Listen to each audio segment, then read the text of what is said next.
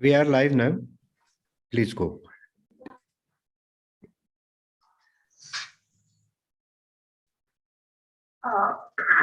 Welcome all of you, all the presenters, the audience, and the chair in this session on human rights and democracy.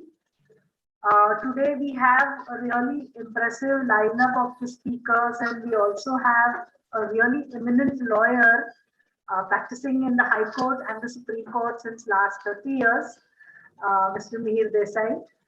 I think Mihir Desai's name is known actually to all of us through newspapers and through all the cases he has fought, and especially attention that he has paid to the human rights violations. For years, he has been fighting cases on concerning human rights. He is the National Vice President of People's Union for Civil Liberties, and he is a co-founder of Human Rights Law Network. I welcome you, sir, and I request you to grace the chair for this session. Today, the first speaker, I'll introduce the first speaker. We have today Professor Irudaya Rajan. He's the chairman of International Institute of Migration and Development, Thiruvananthapuram, Kerala. He's the chair of K-Nomad, a thematic group on internal migration and urbanization. He has more than 3 decades research experience on CDS, and he has coordinated 8 major migration surveys in Kerala, not just in Kerala, but also Goa, Punjab, Tamil Nadu. Also provided technical support to the Gujarat Migration Survey in 2010. He has published extensively in national and international journals on social, economic, demographic, psychological, and political implications on migration. He's been the editor of the annual series India Migration Report since 2010 and the editor-in-chief of the journal Migration and Development since 2012. He works closely with the Ministry of External Affairs, Government of India, and Department of Non-Resident Keralite Affairs, Government of Kerala. I welcome you, sir, and I think I hand over everything now to the chairperson, Mr. Mihir Desai.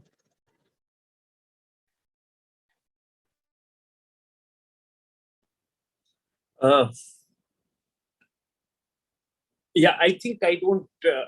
I think let us start.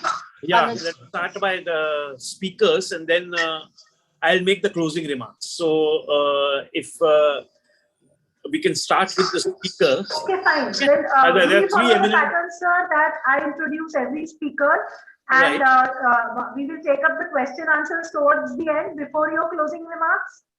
We can do that. That's not a problem. Okay, I'm fine with anything. Yes. Okay. Then I request Professor Irudaya Rajan to take things further. Thank you. Thank you for the kind introduction. I also want to thank Dr. Megha for inviting me to be part of this discussion on South Asia. In fact, I decided to speak on migration in South Asia during COVID-19 because that's what I'm going to speak to you today. Of course, migration is probably very hot after COVID-19. We know that we have seen it our own eyes. But I am going to mostly focus on international migration. I'm not going to talk about internal migration. Of course, some of the points which I am going to tell probably will be applicable to both internal and international migrants. Now, when we talk about migration as a subject, unfortunately, there is no good database available on migration, either internal or international migration, because many countries, for example, India used to conduct census every 10 years, which used to give some data on internal migration.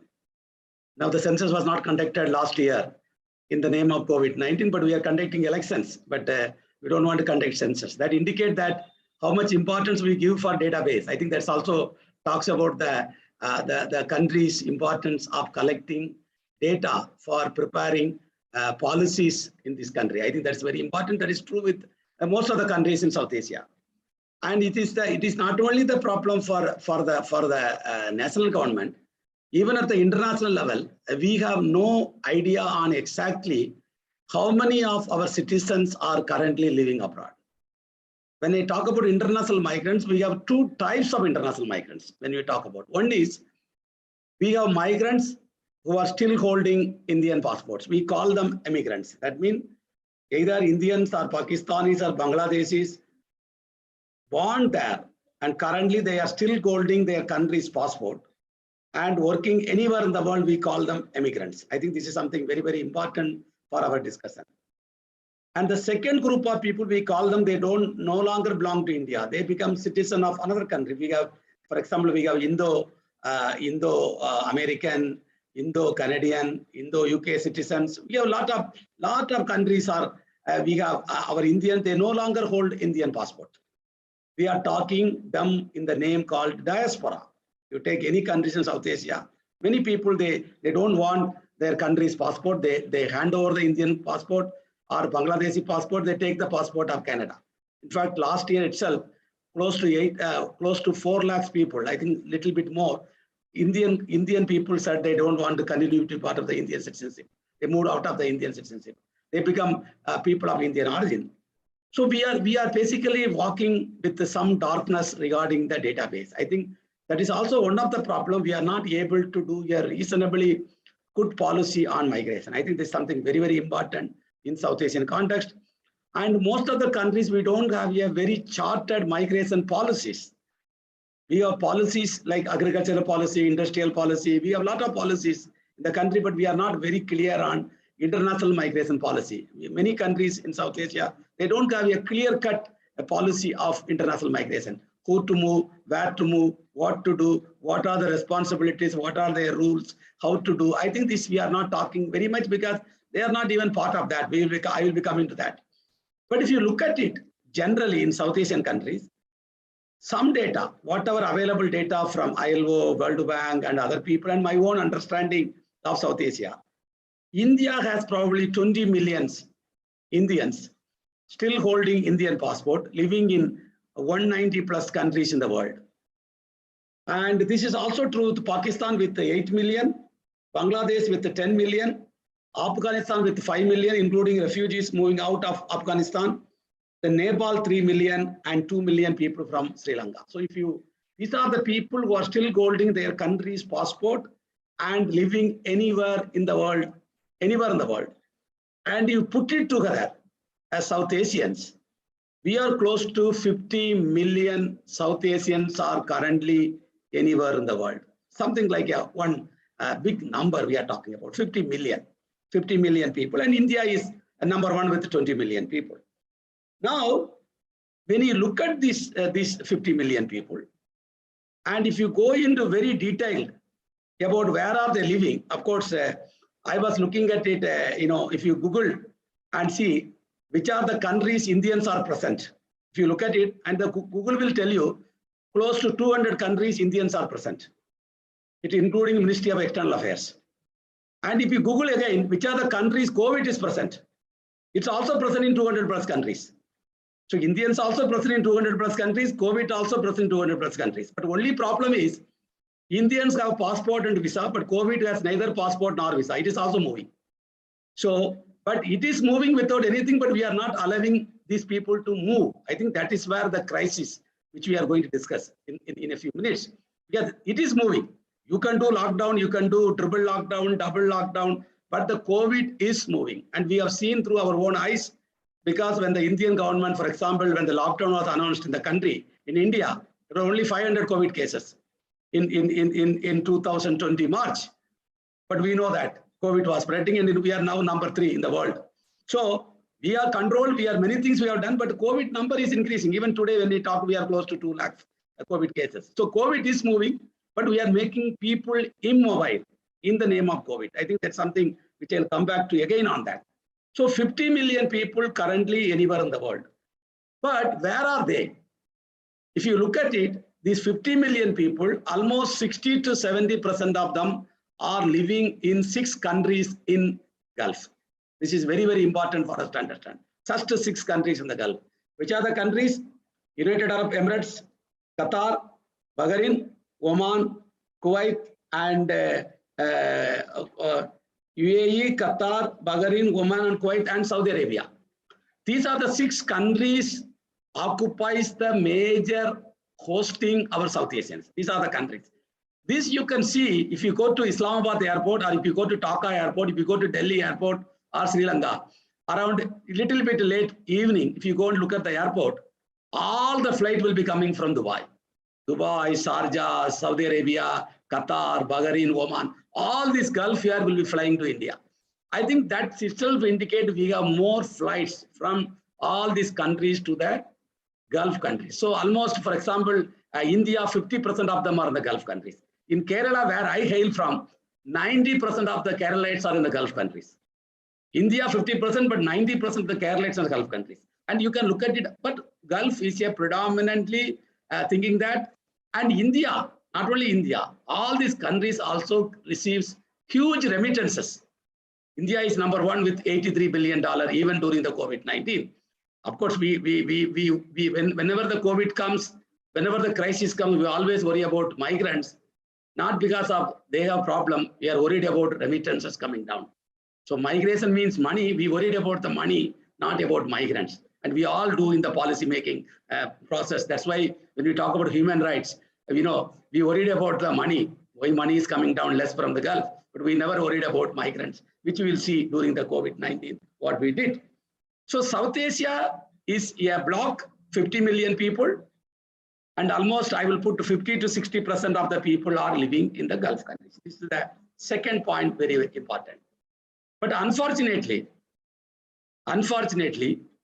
all the South Asian countries will not collaborate on international migration, because we treat ourselves as competitors in the international migration. I think that's something which all of us should look at it, because we are treating migrants as what I call them, we are all competitors.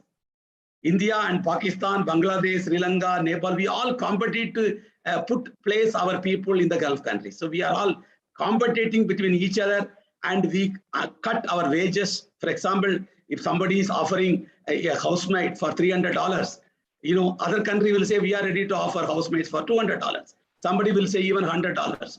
So because we are not united, unfortunately, what happened is that we are being exploited so much in the Gulf countries. So much exploitation is happening because we are not united. I think this is reflected. Even we have what is called the South Asian Association of Regional Development.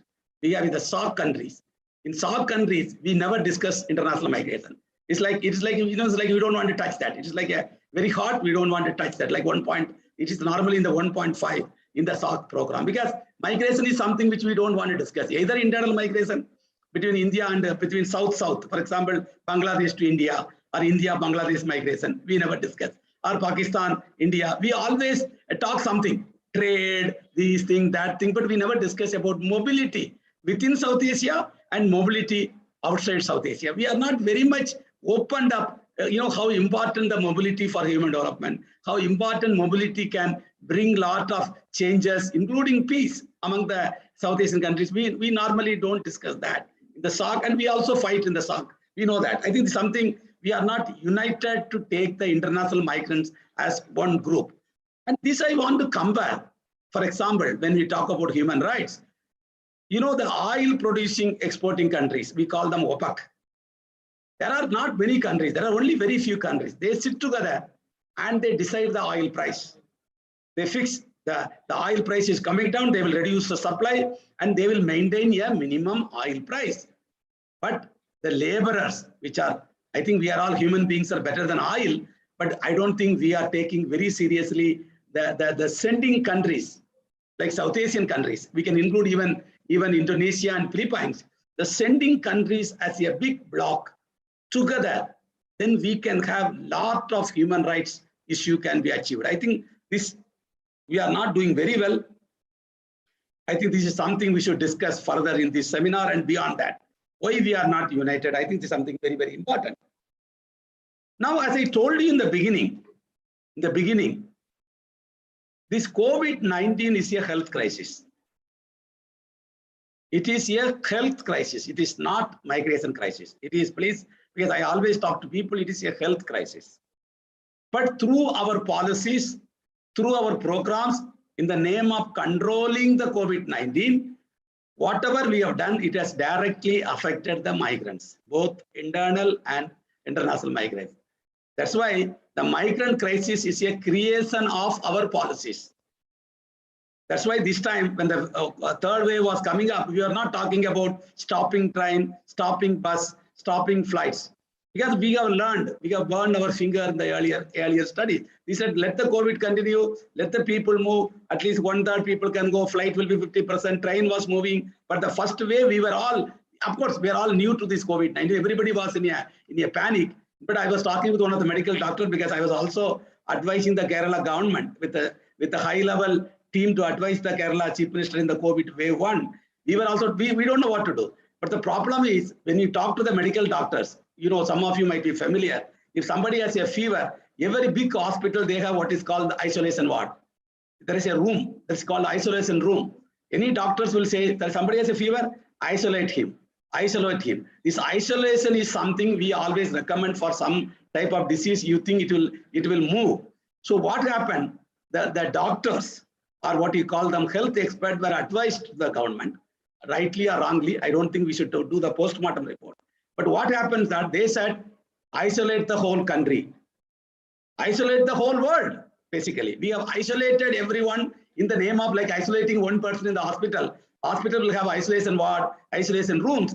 They said, isolate the whole world. That is called the lockdown. I think what we did, and we completely closed the international border and national border. And of course, there are a lot of queue and cry to bring back our own citizens stranded in many countries, because the living condition, I don't know how many of you who are attending this program have seen the worker camps in the Gulf. Of course, I have seen worker camps even in India. It's almost same. Workers are living in a crowded places. They cannot have, like we can tell them wash your hands, but there is no water. You can tell them, wear mask, but where is the money to buy mask? They have no money to buy food. You talk so many things about how to keep the COVID away, but then they have no money for that. They are not even have money for food. So that is why what happened. They were all wanted to come back home. But one of the migrants which I spoke to him, he said, "Sir, anyway we will die. Why should we want to die in countries which we don't know? Why should I die in Dubai? I am from India. I am from Pakistan. Let me go and die in my own country." That's what our own people did. From Delhi, Mumbai, we saw people were moving. I talked to many people. They say, why are you rushing, man? Be relaxed. Government is giving you ration rice. Government is giving you 500 rupees as Jan Dhan account. You got money. Your employer will give you. Why are you rushing? He said, anyway, sir, this COVID we are going to die. Let us go back and die in our own places. And also they talked about it is between life and death. That's why we talk about livelihood. So I think this was completely stranded. And in our policy making process, we completely never thought about migrants. When we decided to do lockdown throughout the world, we never thought about how it is going to affect migrants, because migrants, they for their life is they have to move. They have to move. When they don't move, they don't make money. For example, I was talking with one of the housemaid in Delhi, during the COVID season. She said, I was working in 4 house. Now 4 house people, I'm not going there. They are not going to be giving me money. So I am become, my income is almost zero. I don't have savings. So I have to beg in the streets. You see, so this is like for them, their survival is based on the mobility, construction site. So you can take many small shop owners, small people, barbers, the dapawalas, the selling vegetables. Many people, their livelihood is based on mobility. But we never thought that much about when we decided this lockdown. Now, what happened to the migrants? 3 things happened. Many people wanted to come back. Of course, India had a big Vande Bharat flights program, and all the South Asian countries had brought their stranded migrants from Gulf countries. We know that a lot of people came in. India itself, we were talking about 4 million people came in.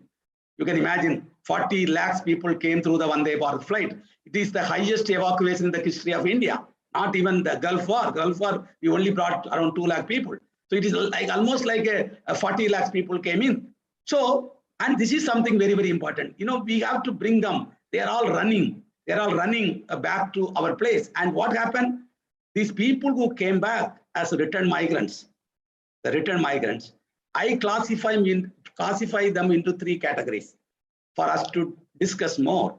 The returned migrants, we call them, I divide them into three categories based on my study. One is normal return.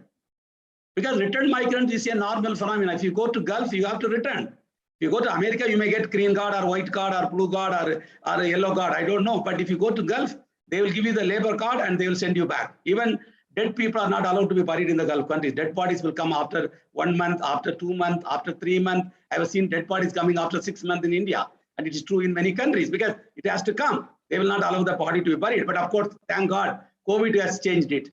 So around 2,000 people from India died in COVID. Many of them buried there. So COVID has given equality for them. I think COVID also brought some good things for us to learn from COVID-19. So these people have to come back. So return migration is not something new for us. Return migration is part of the migration cycle. You go, work, earn money, and come back. So return migration is a normal return. So some people who came through the Vande Bharat flights are in their own country in South Asia is a normal return. This is one group of people. I don't want to worry about them because they're normal return. But then COVID-19 brought what I call them distressed return.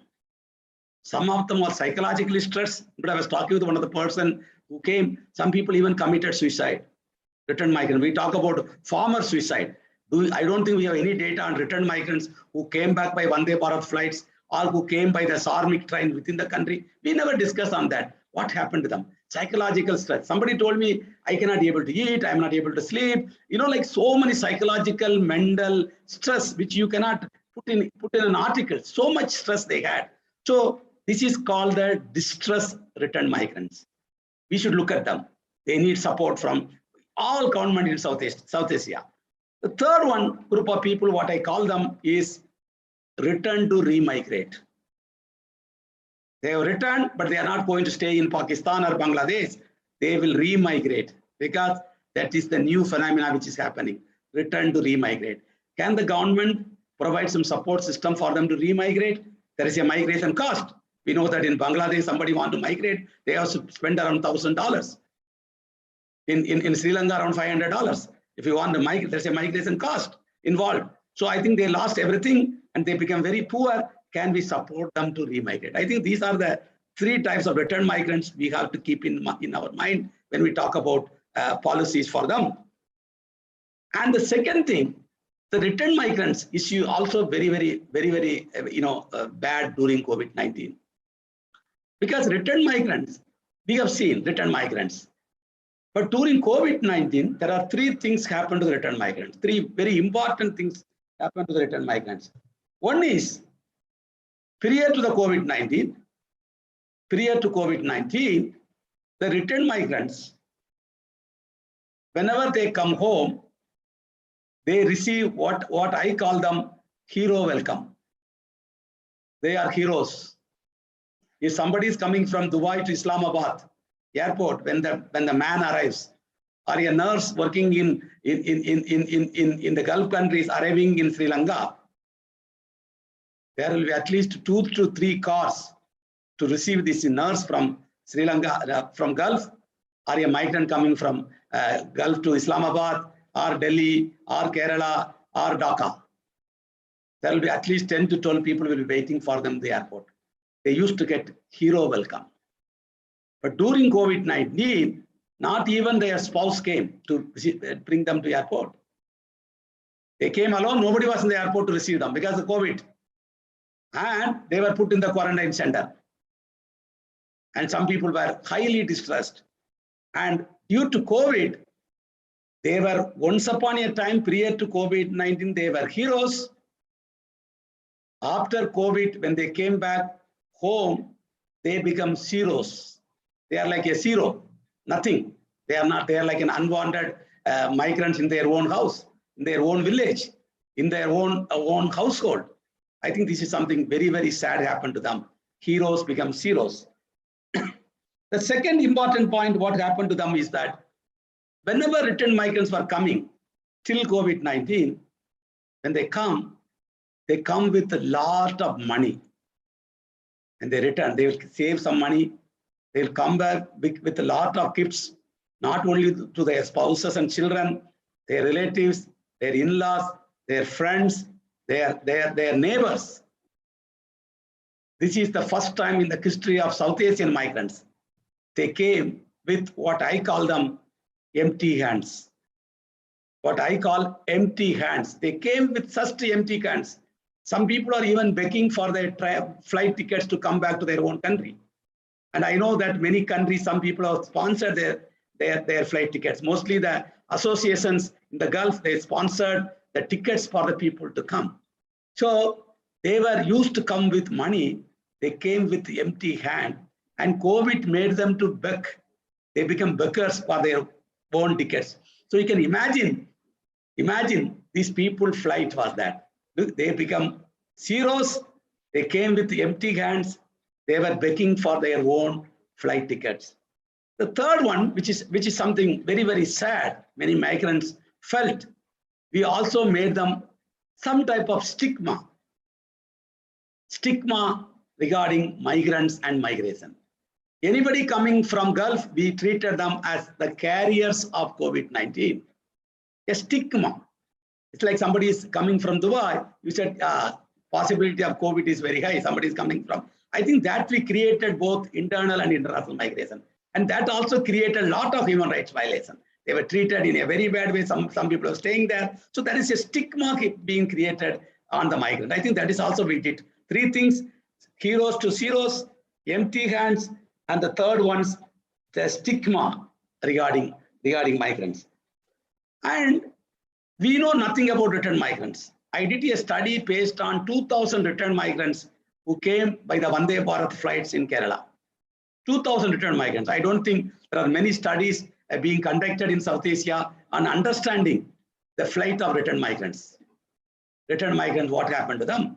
And my study clearly indicate half of them in Kerala, I don't know, imagine in some other states, half of them lost their jobs. That company has terminated their jobs. Half of them lost their jobs due to COVID-19. And half of them have not received salaries for their hard-earned work. They are being cheated. In fact, I was telling them they are being cheated in the Gulf countries. It's like a daylight robbery by the big employers of the poor migrants. I think this is the study based on the study which is conducted by us, and it is available in the website. We can also share the study. So what happened? They lost salaries, they lost employment. I think this is something we should pick it up, how to get their money back. It is because it is not a black money. We are not talking to bring the black money back. We are talking about bringing our hard-earned, low-skilled migrants who are earned, something like $300, $400 per month, and they are not paid salary for 5 months. You are talking about $1,500. And if you imagine 10,000 people could not get salary, can you imagine how many people? 40 lakhs people came to Kerala, India, by returned migrants through the Vande Bharat flight. Assuming 5 lakh people could not get $1,000, how much money India lost? How much money you can calculate for Pakistan? You can calculate for Bangladesh. How much money we lost?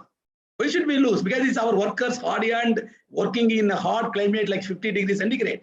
So I think this is very important. We should take it up, partly because we have no database. Nobody knows what's happening. The returned migrants are not united.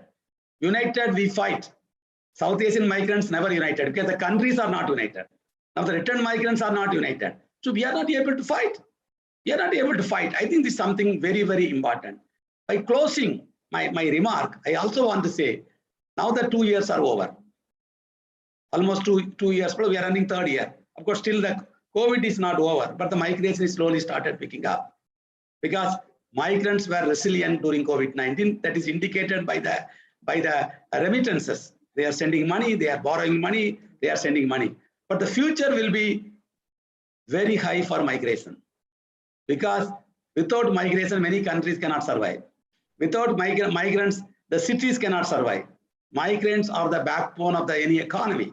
They can talk too much about migration, but in their own household, there may be a migrants working. In their household, a person who is driving them, a driver might be a migrant, a housemaid might be a migrant. Where the children are going to school, the school teacher might be a migrant. And where you go to office, the worker who brings you a coffee at 11 o'clock will be a migrant. So migration is going to be going to continue, and the COVID-19 is going to open post-COVID. It is going to open a huge opportunity for migrants, because I believe personally that without passport, without visa, the COVID could move so fast in many countries in the world, so fast. The growth of COVID is very fast. There is a website for them. COVID, there's a website. How many people are affected, how many people are vaccinated, but we have no base like that for migrants.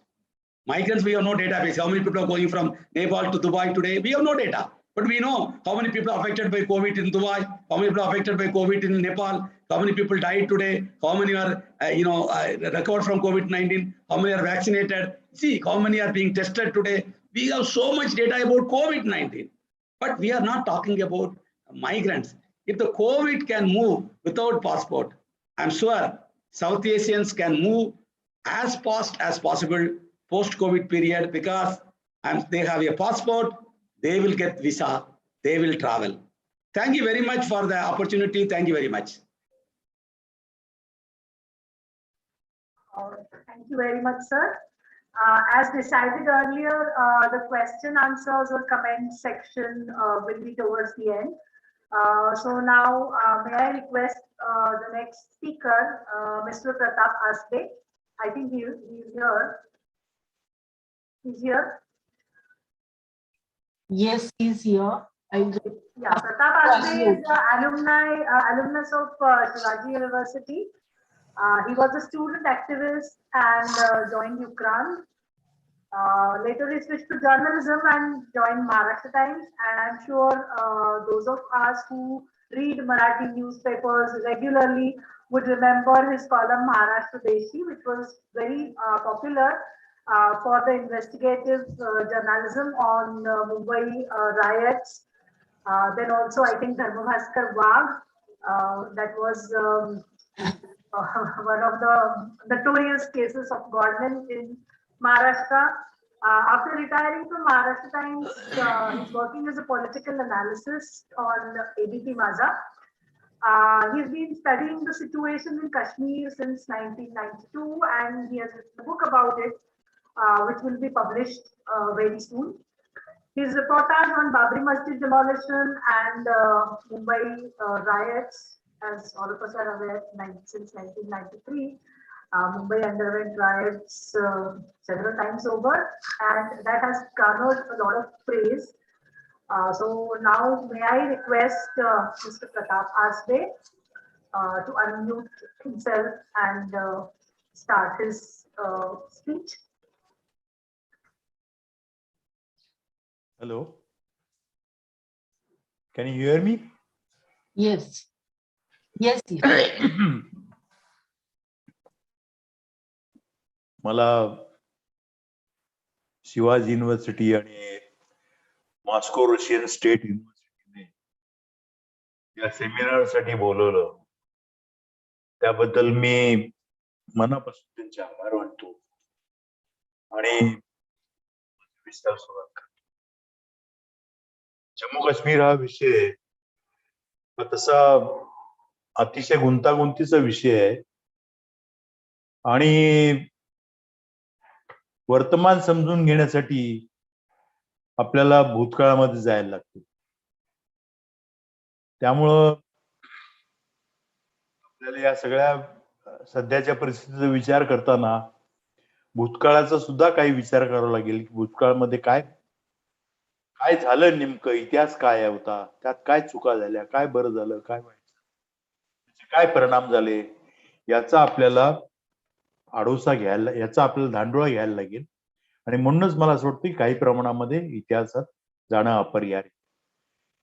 ते जम्मू काश्मीर जे होतं ते याच्या संबंधामध्ये आपल्याकडे लोकांमध्ये खूप गैरसमज आहेत आणि खूपच वेगवेगळ्या प्रकारचे लोकांची भूमिका आहेत. आणि आपल्याकडे जम्मू काश्मीर म्हणजे आपल्याला एकच प्रश्न वाटतो, तो म्हणजे दहशतवाद आणि 370. आणि जेव्हा दहशतवाद नव्हता तेव्हाही 370च्या संबंधामध्ये वादंग होतं आणि आता दहशतवाद आहे आणि 370 या दोन्ही गोष्टी तिथे आहेत. पण काश्मीरच्या संबंधामध्ये ज्या काही गोष्टी आहेत त्या पार सामिलीकरणापासून सुरू असून त्याला एक विशेष दर्जा दिला म्हणून सगळा वादंग सुरू आहे. पण मी तुम्हाला सांगतो की जम्मू काश्मीरचं जे वेगळं स्थान होतं किंवा त्यांच्या डोक्यात जे काही होतं, हे जे संस्थान आहे महाराजा हरिसिंगांचं डोगरा संस्थान, जम्मू काश्मीर संस्थान, त्या संस्थानामध्ये यांना महाराजा हरिसिंग यांना याच्यामध्ये सामील व्हायचं नव्हतं. ना त्यांना भारतामध्ये यायचं होतं, ना त्यांना पाकिस्तानमध्ये जायचं होतं. पाकिस्तानमध्ये मुस्लिम बहुल देशामध्ये त्यांना सामील व्हायचं नव्हतं आणि भारतामध्ये लोकशाही असणार आणि संस्थान विलीन होणार आणि तिथं आपली राजवट जाणार. यापेक्षा आपण स्वतंत्र राहावं आणि भारत आणि पाकिस्तान याने आपल्याला पाठिंबा द्यावा आणि त्याच्या जोरावर आपण आपलं राज्य करावं, असा हरिसिंग यांची भूमिका होती. आणि ही भूमिका असल्यामुळं ते भारत काय किंवा पाकिस्तान काय या दोघांनाही ते टोलवत राहिले. खरं म्हणजे असं आहे की ज्या वेळेला टर्म्स अँड कंडिशन्स भारतामध्ये म्हणजे सामिलीकरणाचा जेव्हा प्रश्न निर्माण झाला किंवा सत्तांतराचा जेव्हा प्रश्न निर्माण झाला, त्यावेळेला काही प्रमाणामध्ये ब्रिटिशांनी एक भूमिका क्लिअर केली. कारण असं होतं की ब्रिटिशांचा अंमल जो होता तो ब्रिटिश भारतावर इंग्रज स्वतः राज्य करत होते, त्यांचा डायरेक्ट अंमल होता. पण संस्थानावर तो अंमल नव्हता. संस्थान ही त्यांची मांडलिक होती आणि ती मांडलिक असल्यामुळं या त्यांना म्हणजे ज्यावेळेस सत्तांतर होईल, सत्तांतराच्या प्रक्रियेमध्ये ती स्वतंत्र होणार होती. आणि ही संस्थानं जी स्वतंत्र होण्याची जी मुभा होती, म्हणजे एकतर तुम्ही पाकिस्तानात सहभागी व्हा, एकतर तुम्ही ह्याच्यामध्ये सहभागी व्हा, किंवा ज्याला आपण म्हणतो की स्वतंत्र राहा, असे 3 पर्याय होते. आणि भारताला पाकिस्तानला असं वाटत होतं की मुस्लिम बहुसंख्या असल्यामुळे आणि आपल्या लगत लागून असलेली भौगोलिकरित्या संलग्नता असल्यामुळे या प्रदेशांनी आपल्या ह्याच्यामध्ये सामील झाले पाहिजे, अशी त्यांची भूमिका होती. आणि म्हणून यासाठी त्यांचे प्रयत्न सुरू होते. पण हरिसिंगांनी त्यांच्याबरोबर स्टँडस्टिल अग्रीमेंट केलं, भारताबरोबर न करता त्यांच्याबरोबर केलं. कारण असं आहे की त्यांचा सगळा व्यापार तिथे सगळे दळणवळण त्याच भागातलं होतं. आणि इकडे ज्याला आपण म्हणतो की भारतामध्ये जी 3 ही ठरवून दिलेली होती, जी पर्याय दिलेले होते, त्यातले अनेक पर्याय जे होते, अनेक संस्थानांनी भारतामध्ये सामील व्हायचा निर्णय घेतला.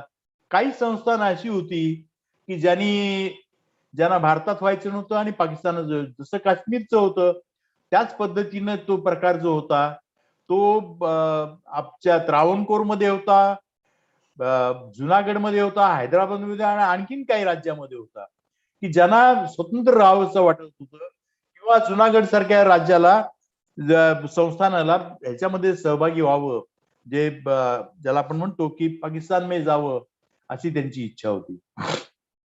त्यामुळं हे खूप या संबंधातले प्रश्न होते. या बाबतीमध्ये मात्र ज्यावेळेस सत्तांतराचा प्रक्रिया सुरू झाली, त्यावेळेला माउंट बॅटन यांनी संस्थानिकांची बैठक बोलवली आणि त्यांना सांगितलं की तुम्ही भारताशी संलग्न असलेली जी संस्थानं आहेत त्यांनी भारतामध्ये विलीन व्हावं, असं त्यांनी त्यांचा पर्याय ठेवला. स्वातंत्र्य मागू नका, स्वातंत्र्य घेऊ नका, स्वतंत्र राहू नका, त्याच्याऐवजी तुम्ही भारतामध्ये सहभागी व्हा, असं त्यांनी आवाहन केलं. आणि त्यानुसार बरीच जी छोटी छोटी संस्थानं होती, ज्यांच्याकडे फारसं ज्याला आपण म्हणतो की फारशी साधन सामुग्री नव्हती आणि ती त्यांच्या बाबतीमध्ये हे त्या संस्थानांना भारतामध्ये विलीन होण्याशिवाय पर्याय नव्हता. पण मी तुम्हाला सांगेन की ज्या वेळेला काही संस्थानं अशी होती की जी मातब्बर होती, शक्तिशाली होती, त्यांच्या विभागामध्ये त्यांचे कायदे होते, त्यांचं सैन्य दल होतं, त्यांचं म्हणजे परंपरेनुसार ते करत होते. ब्रिटिश राजवटीमध्ये ज्या पद्धतीचं, ब्रिटिश भारतामध्ये ज्या पद्धतीचं कायदे कानून पोलीस यंत्रणा ही सगळी स्वतंत्र होती, तशाच प्रकारची यंत्रणा त्यांच्याकडे होती. पण तरीही काही छोटी छोटी संस्थानं जी होती त्यांना सर्व्हाइव्ह होणं अवघड होतं. त्यामुळे ते याच्यामध्ये भारतामध्ये सामील झाले. पण काही संस्थानं जी होती त्यांना व्हायचं नव्हतं. त्यामध्ये त्रावणकोर संस्थान जे होतं त्यांनी तर आपलं स्वातंत्र्य जाहीर केलं होतं आणि त्याला आमच्याकडे ज्याला आपण म्हणतो की आमच्याकडचे हिंदू महासभा आणि हे राष्ट्रीय स्वयंसेवक संघ यांनी त्याला त्यांचं स्वागतच केलं होतं. त्या स्वातंत्र्याचं समर्थन केलं होतं आणि त्रावणकोरने सांगितलं की आम्ही हिंदू राष्ट्र आहोत. त्या हिंदू राष्ट्राच्या संबंधामध्ये स्वातंत्र्यवीर सावरकरांनी त्यांना टेलिग्राम करून त्यांना त्यांचं अभिनंदन केलं. असं ते होतं. परंतु हे प्रश्न जे होते त्रावणकोर काय किंवा जुनागड काय, जुनागडच्या ह्याला असं आहे की भौगोलिक संलग्नता नव्हती तरी सुद्धा महाबत खानाने पाकिस्तानमध्ये जायचे ऍक्सेशनवर सही केली. पण लोकांनी उठाव केला, महाबत खानाला पळून जायला लागले जुनागड भारतामध्ये. ही स्थिती हैदराबादची होती. पोलीस ऍक्शन नंतर हैदराबाद हे भारतामध्ये आलं आणि त्यानंतर एक प्रकारे सामील झालं. आता ह्यातलं एक महत्वाचा प्रश्न असा आहे की ज्याला आपण म्हणतो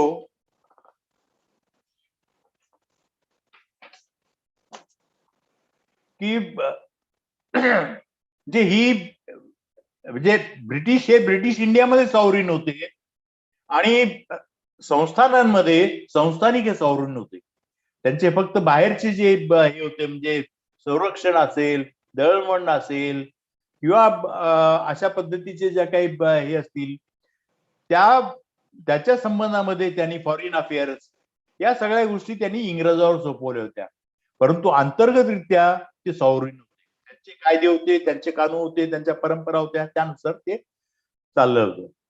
सगळी संस्थानं विलीन झाल्यानंतर ती संस्थानाने सॉव्हरेनिटी पूर्णपणे भारतीय सरकारची आली. जे लोकांनी निवडून दिलं सरकार होतं त्या सरकारच्या लोकनियुक्त सरकारच्या हातामध्ये ही सॉव्हरेनिटी आली आणि त्या सॉव्हरेनिटीच्या संबंधामध्ये सरदार पटेल असतील किंवा हे नेहरू हे एकेका संस्थांची वाटाघाटी करून त्यांच्याकडून सह्या घेऊन ते विलीन करून घेत होते. प्रश्न नेमका यावेळेला असा राहिला की हरिसिंग यांचं संबंध हे होतं की आपण काय करावं नेमकं आणि त्यांना स्वतंत्र राहावंच वाटत होतं. पण असं झालं की त्यांना स्वतंत्र राहणं अवघड वाटायला लागलं एका परीने. त्याचं कारण असं की त्या संबंध पिरियडमध्ये स्वतंत्र राहायचं नेपाळ सारखं त्यांचा विचार होता किंवा आणखीन काही राष्ट्र जे त्याला आपण म्हणतो की स्वित्झर्लंड सारखं आपण वेगळं राहावं, आपल्या लोक येतील आणि आपल्या पद्धतीने म्हणजे आपण चांगला कारभार करू, डोगरा राजवट आपली कायम राहील. तशी राजवट कायम ठेवण्यामध्ये त्यांना खूप इंटरेस्ट होता आणि म्हणून स्वातंत्र्याचा पर्याय ते सतत हे करत होते.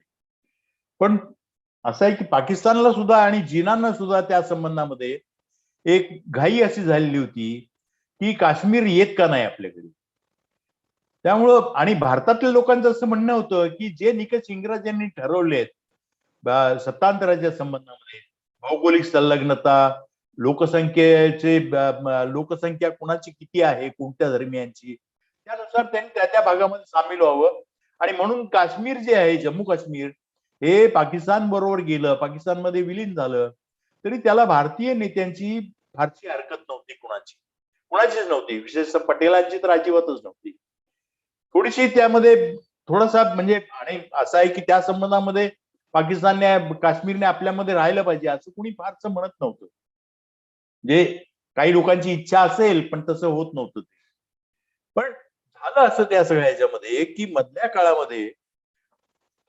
मधल्या काळामध्ये स्टँडस्टिल अग्रिवेशन केलेलं असताना सुद्धा पाकिस्तानने आपलं रेग्युलर आर्मी आपलं टोळीवाले आणि त्याच्यामध्ये विना गणवेशाचे आर्मीचे लोक असे पाठवले 300-400 ट्रक म्हणून ह्याच्यामधले टोळीवाले आले वेगवेगळ्या ह्याच्यामधले आणि त्यांनी पाकिस्तान जबरदस्तीने ताब्यात घ्यायचा प्रयत्न केला. आता महाराजाला असं वाटत होतं की काय जबरदस्तीनं ताब्यात घेतलं तर आपलं सैन्य आहे, आपण लढू शकतो, पण ते काय लढू शकलं नाही त्या सगळ्या. आणि म्हणून पाकिस्तानी जे टोळीवाले होते ते मजल दरमजल करीत ताबडतोब ह्याच्यामध्ये आले, उरीमध्ये आले. त्यांनी तिथं प्रचंड लूटमार केली, प्रचंड हे केले, स्त्रियांना त्रास दिला, अत्यंत अनेक लोकांना मारलं त्यांनी तिथे. आणि असं करत करत ते बारामुल्लाला आले. बारामुल्लाला आल्यानंतर त्यांनी खूप मोठं हत्याकांड केलं आणि प्रचंड लुटालूट केली. प्रत्येक म्हणजे एक स्त्री राहिली नाही की तिच्यावर अत्याचार झाला नाही, अशी परिस्थिती संबंध होती.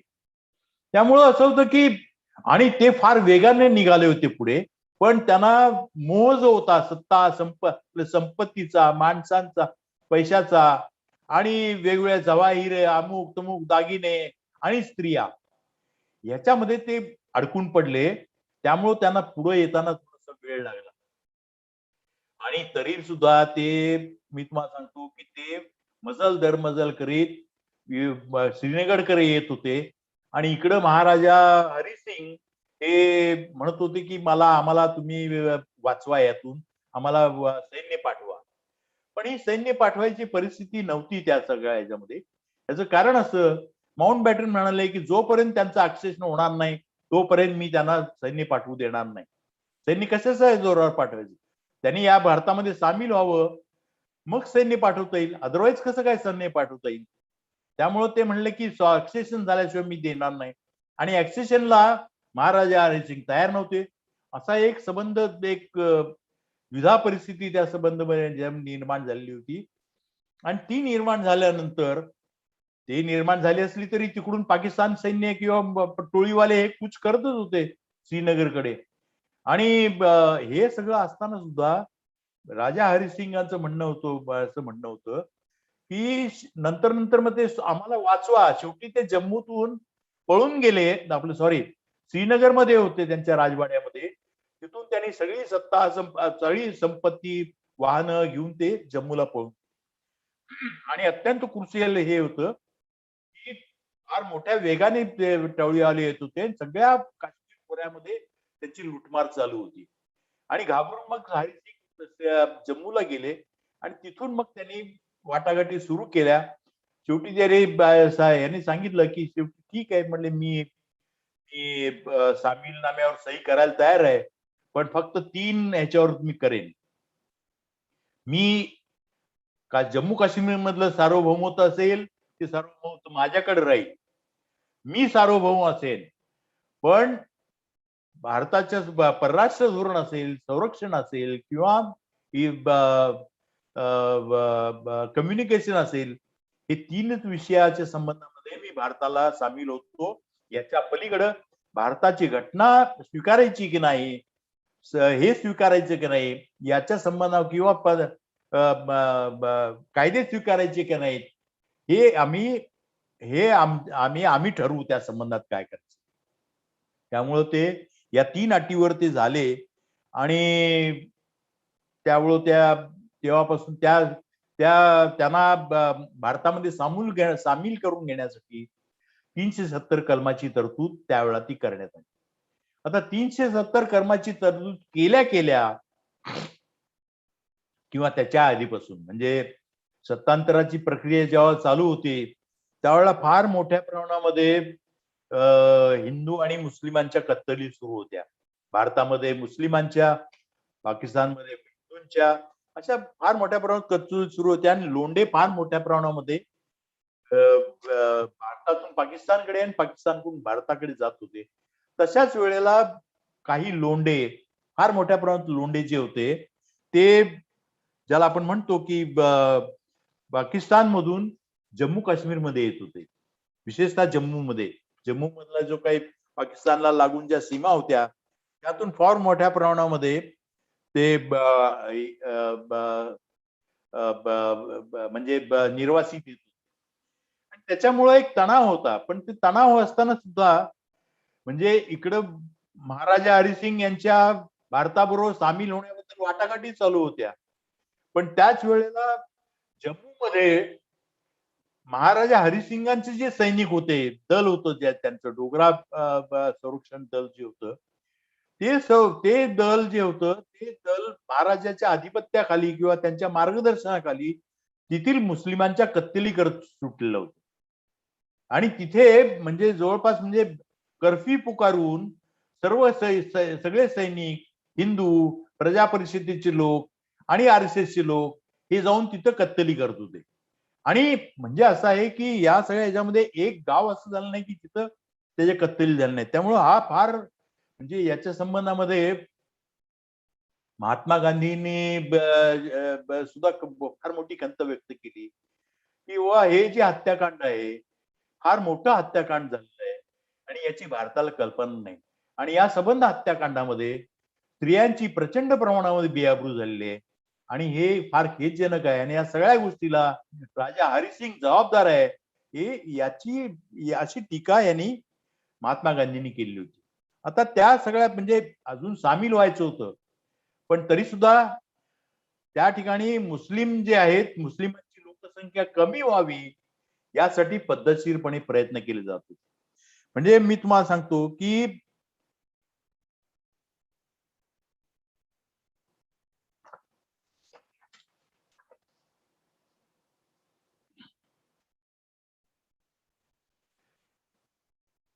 या हत्याकांडाच्या संबंधामध्ये स्पेक्टॅटर हे नियतकालिकाने एक विस्तृत लेख लिहिला होता आणि त्याच्यामध्ये त्यांनी 2 लाख मुस्लिमांना मारल्याचा दावा केला होता. आता त्याच्याबरोबरच या हत्याकांडाच्या संबंधामध्ये वेगवेगळ्या वर्तमानपत्रात वेगवेगळे आकडे येत होते. म्हणजे 2,20,000 पासून 2 लाखापर्यंत असे ते आकडे येत होते. आणि त्याच काळामध्ये 10 ऑगस्ट 1948 रोजी लंडन टाइम्स, प्रसिद्ध झालेल्या लंडन टाइम्स मध्ये जम्मूतल्या हत्याकांडाबद्दल एक त्यांच्या विशेष प्रणीतीचा लेख प्रसिद्ध झाला होता. आणि त्यात त्यांनी असं म्हणलं होतं 2,37,000 लोक मारले गेलेले आहेत आणि जोपर्यंत लोक जम्मू सोडून जात नाहीत पाकिस्तानमध्ये तोपर्यंत त्यांना मारण्याचं काम हे हरिसिंग यांचं सरकार जे होतं, सैनिक जे होते ते करत होते आणि त्याच्यावर कुणाचंही नियंत्रण नव्हतं. आणि या सगळ्या ह्याच्यामध्ये RSS आणि ज्याला आपण म्हणतो प्रजा परिषद यांचा फार मोठ्या प्रमाणात सहभाग होता. त्याच्यावर हा सहभाग असल्याचं ते सुद्धा त्या लंडन टाइम्सच्या मध्ये म्हटलेलं होतं. आता म्हणजे काय होतं की एका बाजूला पाकिस्तान मधले टोळीवाले येऊन काश्मीर खोऱ्यामध्ये अत्याचार करत होते. आता काश्मीर खोरं प्रामुख्याने मुस्लिमच होतं. त्यांच्यावर खूप मोठ्या प्रमाणात अत्याचार सुरू झाले होते, लुटालूट सुरू झाली होती, लोकांच्या हत्या सुरू झाल्या होत्या. आता स्त्रियांवर बलात्कार होत होते. आता हे होत असताना इकडे जम्मू मध्ये राजाचे हरिसिंगांचे सैनिक आणि प्रजा परिषदेचे जे लोक होते ते आता प्रजा परिषदी महाराजांनी सुरू केलेली संघटना होती, त्यांचा आशीर्वाद होता त्याला आणि ते कत्तली करत सुटले होते. म्हणजे एका बाजूने इकडच्या मुस्लिमांच्या कत्तली आणि तिकडं मुस्लिमांवर अत्याक्रम अशा पद्धतीचं जे काही वातावरण होतं ते सुरू होतं. आणि या सगळ्या ह्याच्यामध्ये काश्मीर आपल्या ह्याच्यामध्ये विशेषतः जम्मू मध्ये म्हणजे काश्मीर खोऱ्यामध्ये किती लुटमार झाली काय झाली याचं काय घेणं देणं कुणाला नव्हतं, विशेषतः तिथल्या संस्थानाला. पण जम्मू मध्ये मुसलमानांची संख्या कमी केली पाहिजे असा जाणीवपूर्वक प्रयत्न जे होते ते प्रत्यक्ष सत्तांतराच्या प्रक्रियेमध्ये सुद्धा सुरू होते आणि त्याचे पुरावे ठिकठिकाणी आहेत. आता प्रश्न असा होतो की ज्याला आपण म्हणतो की जम्मू काश्मीर आणि लडाख मध्ये मिळून जवळपास 90% मुस्लिम होते. लडाखमध्ये लेह मध्ये बौद्धांचे वर्चस्व होते तर कारगिल मध्ये शिया मुस्लिमांचे होते. जम्मू मधल्या काश्मीर खोऱ्यामध्ये मुस्लिम बहुसंख्या म्हणजे 99% मुस्लिम होते. 1-2% 2-3% जे पंडित होते हिंदू होते, बाकीचे सोडले तर सगळे मुस्लिम होते. पण लडाख मध्ये लेह मध्ये बौद्धांचं वर्चस्व होतं, कारगिल मध्ये शिया मुस्लिम आणि ह्याच्यामध्ये जम्मूतले 2 जिल्हे हे हिंदू बहुल जिल्हे होते. बाकीचे 6 जिल्ह्यामधले 4 जिल्हे किंवा 3 जिल्हे प्रामुख्याने पूर्ण मुस्लिम बहुल जिल्हे होते. त्यामुळं असं आहे की ही जी मुस्लिम बहुसंख्या आहे ही कशी कमी करता येईल असा एक त्या दृष्टीने तो प्रयत्न चालवतो असा अनेकांचा आक्षेप आहे. आणि याच्या संबंधात काही आकडेवारी दिलेली आहे की 1947 साली 1947 साली जम्मूमध्ये 61% मुसलमानांची लोकसंख्या होती आणि 1961 साली ती 38% आली.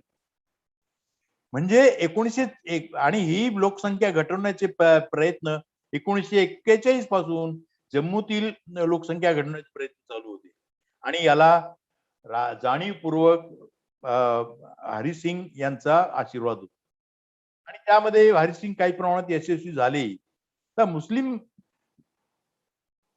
आता हे जे होतं या संबंध याच्यामध्ये ज्या वेळेला या सगळ्या भानगडीमध्ये ज्यावेळेला राजा हरिसिंग ज्यावेळेला भारतामध्ये सामील झाली आणि फक्त 3 विषय त्यांनी ज्यावेळेला हे दिले भारताकडे हे केलं त्यावेळेला साहजिकच घटना समितीमध्ये घटनेनं 370 कलम तयार केलं आणि त्या 370 कलमानुसार काश्मीरमध्ये जे काही कायदे कानून होते ते लागू करण्याचे भारताचे काश्मीरचे संबंध हे 370च्या माध्यमातून होते आणि ते त्या असल्यामुळं आणि तिथं शेवटी त्यांचं जे ते अंतर्गतरित्या ते सार्वभौम असल्यामुळं असं आहे की या सगळ्या ह्याच्यामध्ये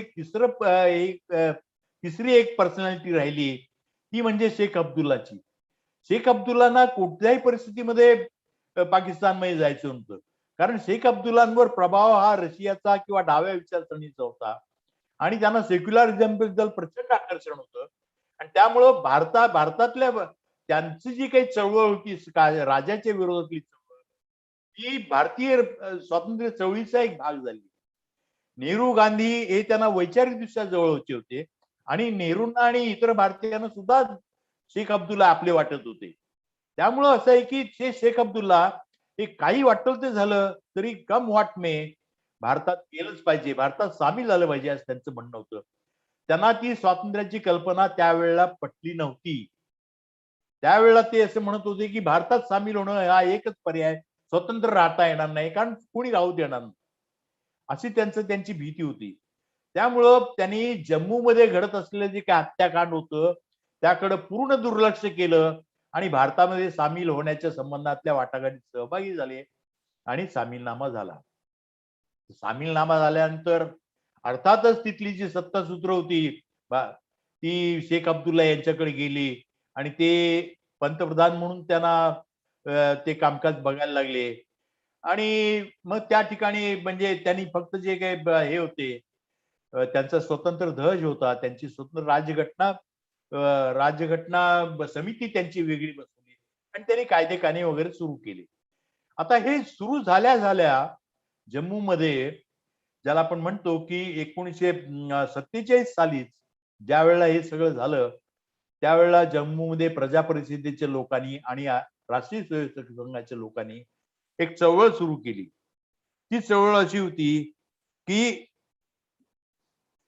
एक देश में दो प्रधान, दो विधान, दो निशान नहीं चलेंगे आणि म्हणून ही घोषणा देत असताना ही घोषणा देऊन तिथे आंदोलन सुरू झालं आणि ते आंदोलन सुरू झाल्यानंतर त्याचे पडसाद काश्मीरमध्ये उमटायला लागले आणि या सगळ्या प्रक्रियेमध्ये आता आपण ज्याला आपण म्हणतो की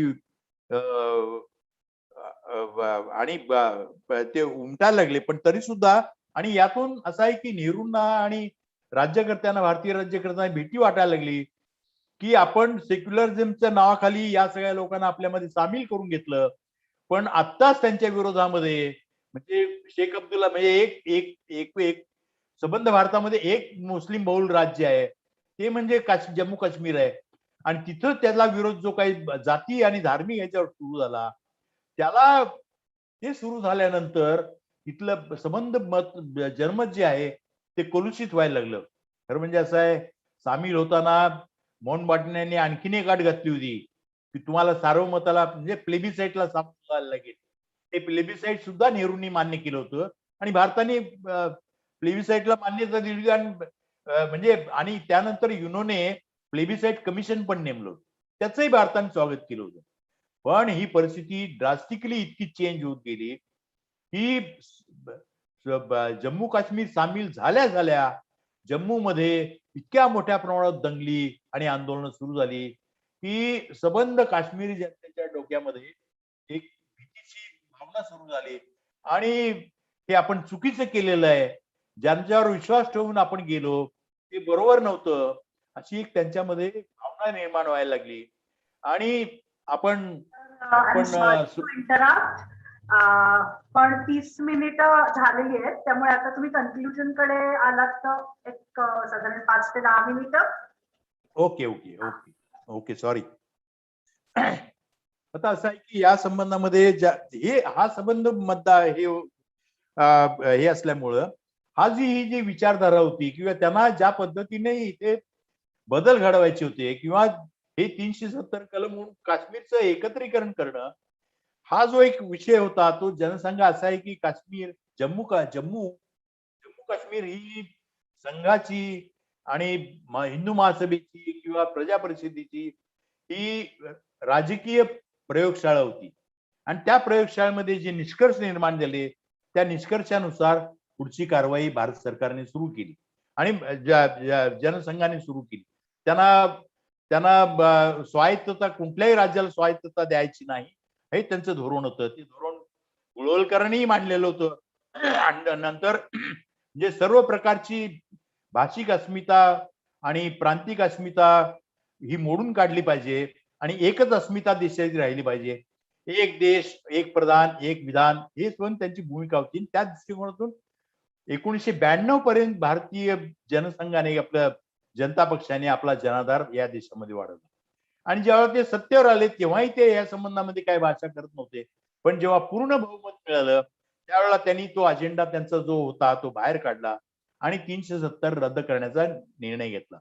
प्रश्न असा आहे, 370 कलम हे प्रत्यक्षात रद्द झालं का? ते रद्द झाले, ते अजूनही घटनेचा भाग आहे.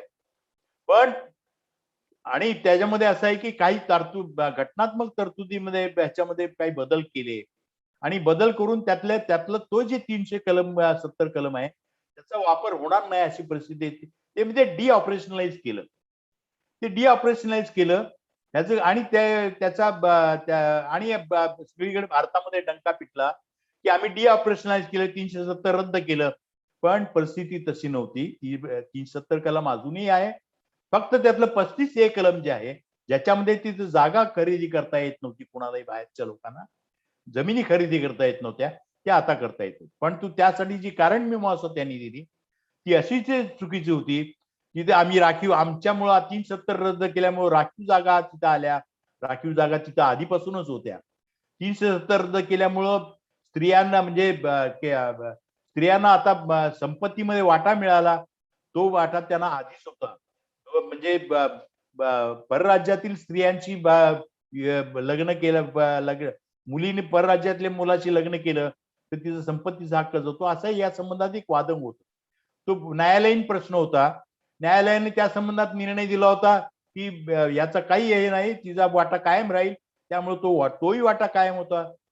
शिवाय तिसरी गोष्ट अशी होती की ज्याला आपण म्हणतो की आम्ही 370 रद्द केलं म्हणून तिथे ज्याला आपण म्हणतो की राखीव जागा शेड्यूल कास्ट आणि शेड्यूल ट्राईबला राखीव जागा, तेही दादांत चुकीचं होतं. याचं कारण असं, त्यांना राखीव जागा प्रत्येक जमातीला त्या ठिकाणी दिलेल्या होत्या आणि त्या चालू होत्या. राष्ट्रपतींनीच त्यातल्या राखीव म्हणजे कुठले घटक हे शेड्यूल कास्ट मध्ये येतात आणि कुठले घटक हे शेड्यूल ट्राईब मध्ये येतात हे नोटिफाय करून दिलं. त्यामुळे राखीव जागा नव्याने लागू झाल्या अशातला भाग नाही. उलट राखीव जागांचा त्यांचा जो कायदा होता तो भारतापेक्षा अधिक प्रोग्रेसिव्ह होता. याचं कारण असं की त्या ठिकाणी लोकसंख्येनुसार त्यांना राखीव जागेचं प्रमाण मिळत होतं. जे कमी असेल तर कमी, जास्त असेल तर जास्त, पण आधेमध्ये असं काही नव्हतं जसं आपल्याकडे आहे. त्यामुळे त्यांचा हे प्रोग्रेसिव्ह असं मानलं जातं.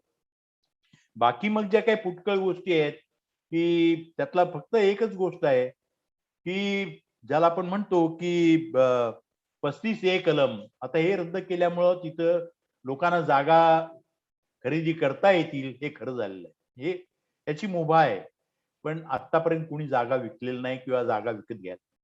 इंडस्ट्रीसाठी त्यांचं धोरण होतं 99 वर्षाचं, त्यानुसार इंडस्ट्रीला जागा मिळते. आता झालं असं की या सगळे हे सदर रद्द केल्यानंतर म्हणजे जम्मूमध्ये म्हणजे उदाहरणार्थ राखीव जागा, जम्मूमध्ये पहिल्यांदा विरोध सुरू झाला. राखीव जागा ज्या काही ज्याला आपण म्हणतो की परराज्यातील लोकांना दिल्या जात, कारण या राखीव जागा फक्त राखीव राज्यातील लोकांसाठी होत्या. पण तीच रद्द केल्यामुळं त्यांना परराज्यातील लोकांना सुद्धा राखीव जागा देण्याचा मार्ग मोकळा झाला. त्याच्या विरोधामध्ये जम्मूमध्ये खूप मोठ्या प्रमाणात लोकांनी आक्षेप घेतला आणि हा कायदा आम्हाला जुनाच कायदा रद्द करा लावा आणि आम्हाला आमच्याकडे आमच्या राज्याबाहेरचे दलितांना इथे राखीव जागा देऊ नयाची मागणी सुरू झाली. त्याच पद्धतीची मागणी अशी आहे की राज्याबाहेरच्या लोकांना जम्मूतली जमीन खरेदी करता येणार नाही, 335 हे लागू करा असे बीजेपीचे नेतेच मागणी करत. आता हे जे संबंध जे होतं या सगळ्या प्रक्रियेमध्ये ज्याला आपण म्हणतो की काश्मीर हे सगळं करण्याचं म्हणजे काय होतं, त्यामध्ये फक्त लोकसंख्या वाढवायची आणि तिथं हिंदूंची बहुसंख्या करायची, जसं इतर देशामध्ये काही झालेलं आहे त्या पद्धतीचं राजकारण जे होतं ते त्यांनी तिथं त्यासाठी म्हणून ते 370 काढलं. म्हणजे काश्मीर हे सामील करून घ्यायचं, त्यांचा विश्वास मिळवायचा हा भाग नव्हता. विशेषतः खरं म्हणजे असं आहे की काश्मीर लोकांना भारताबद्दल इतका अविश्वास आहे की नेहरूंपासून त्यांचा अनुभव आहे की ज्याला अर्थात नेहरूंनी जी काही भूमिका बदलली त्याला कारण हे हिंदू जातीवादाचं वाढला म्हणून त्यांनी ह्याचं जे प्लेबिसाईडच्या संबंधातून प्लेबिसाईडच्या ह्याच्यातून माघार घेतली. पण प्रश्न असा आहे की आता आपण ज्या पद्धतीने आता आपण करतो आहोत म्हणजे संबंध तिथलं लष्कर आणलं, तिथले प्रचंड मुस्कटदाबी केली आणि जवळजवळ 6 महिने 7 महिने लॉकडाऊन मध्ये टाकले. मिळवलं काय त्यातून? तर मिळवलं म्हणजे असं आहे की त्यात पद्धतशीरपणे तिथं हिंदूंची बहुसंख्या करायची आणि त्या ठिकाणी आणि त्याची पावलं त्यांनी टाकली. दुसरा त्यांनी हातात घेतला मुद्दा म्हणजे संपूर्ण राज्याचं डिलिमिटेशन, विधानसभेचं डिलिमिटेशन करायचं. ते कमिशन नेमलं, त्या कमिशनने जम्मूमध्ये 7 जागा वाढवून दिल्या आणि काश्मीरला 1 वाढवून दिली. खरं म्हणजे 2011च्या सेन्सस नुसार जम्मूच्या ह्याच्या काश्मीरच्या खोऱ्यातल्या जागा त्या 51 पर्यंत जात होत्या, पण तू त्या आणि ह्याच्यापर्यंत जायला पाहिजेत, पण तू ते निकष म्हणजे जम्मूपेक्षा मुस्लिमांच्या किंवा खोऱ्यातल्या जागा वाढतायत, पण त्यामुळं 2011चं सेन्सस न वापरता डिलिमिटेशन करण्याचा प्रयत्न सुरू झालाय. त्यामुळे असं आहे की कुठूनही काही करून हे बहुसंख्याक जे राज्य आहे तिथे, कारण पुढच्या स्पीकरला आपण टाइम केलाय ना, तर कन्क्लुजन तुम्ही घ्या आता प्लीज. एक त्यातलं कन्क्लुजन असं आहे, काश्मीरी इतिहास, काश्मीरी लोक फक्त भूतकाळात आहेत, ते अजूनही भूतकाळात आहेत. वर्तमान त्यांचं भूतकाळच आहे आणि त्या भूतकाळाच्या पलीकडे भविष्य काय आहे त्यांना माहिती नाही. आपण भूतकाळातून वर्तमानात आलो, पण आपल्याकडे आपले वर्तमान हे बहुसंख्याकवादाकडे वाटचाल करायला लागेल. कदाचित ते एकाधिकारशाहीकडे वाटचाल करेल किंवा आणखीन कशाकडे करेल. आणि या सबंध प्रक्रियेमध्ये केवळ काश्मीरचे अधिकार हिरावून घेतले असं नाही, तर वेगवेगळ्या राज्यांचे अधिकार हिरावून घेण्याची प्रक्रिया पण संबंध देशभर चालू. त्यामुळे आणि अशा परिस्थितीमध्ये पंतप्रधान म्हणतात दिल की दूरी आणि दिल्ली की दूरी.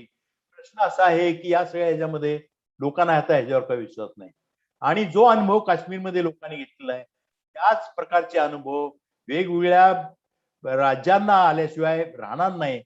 आणि असं पण म्हणतो की ज्या वेळेला भारताची निर्मिती करत होती, नेशन बिल्डिंग प्रोसेस सुरू झाली होती, त्यावेळेला आपण एक शक्तिशाली देश म्हणून उभा राहील या दृष्टीने प्रयत्न केले होते आणि म्हणूनच फेडरलिझम त्यामध्ये आलेला होता.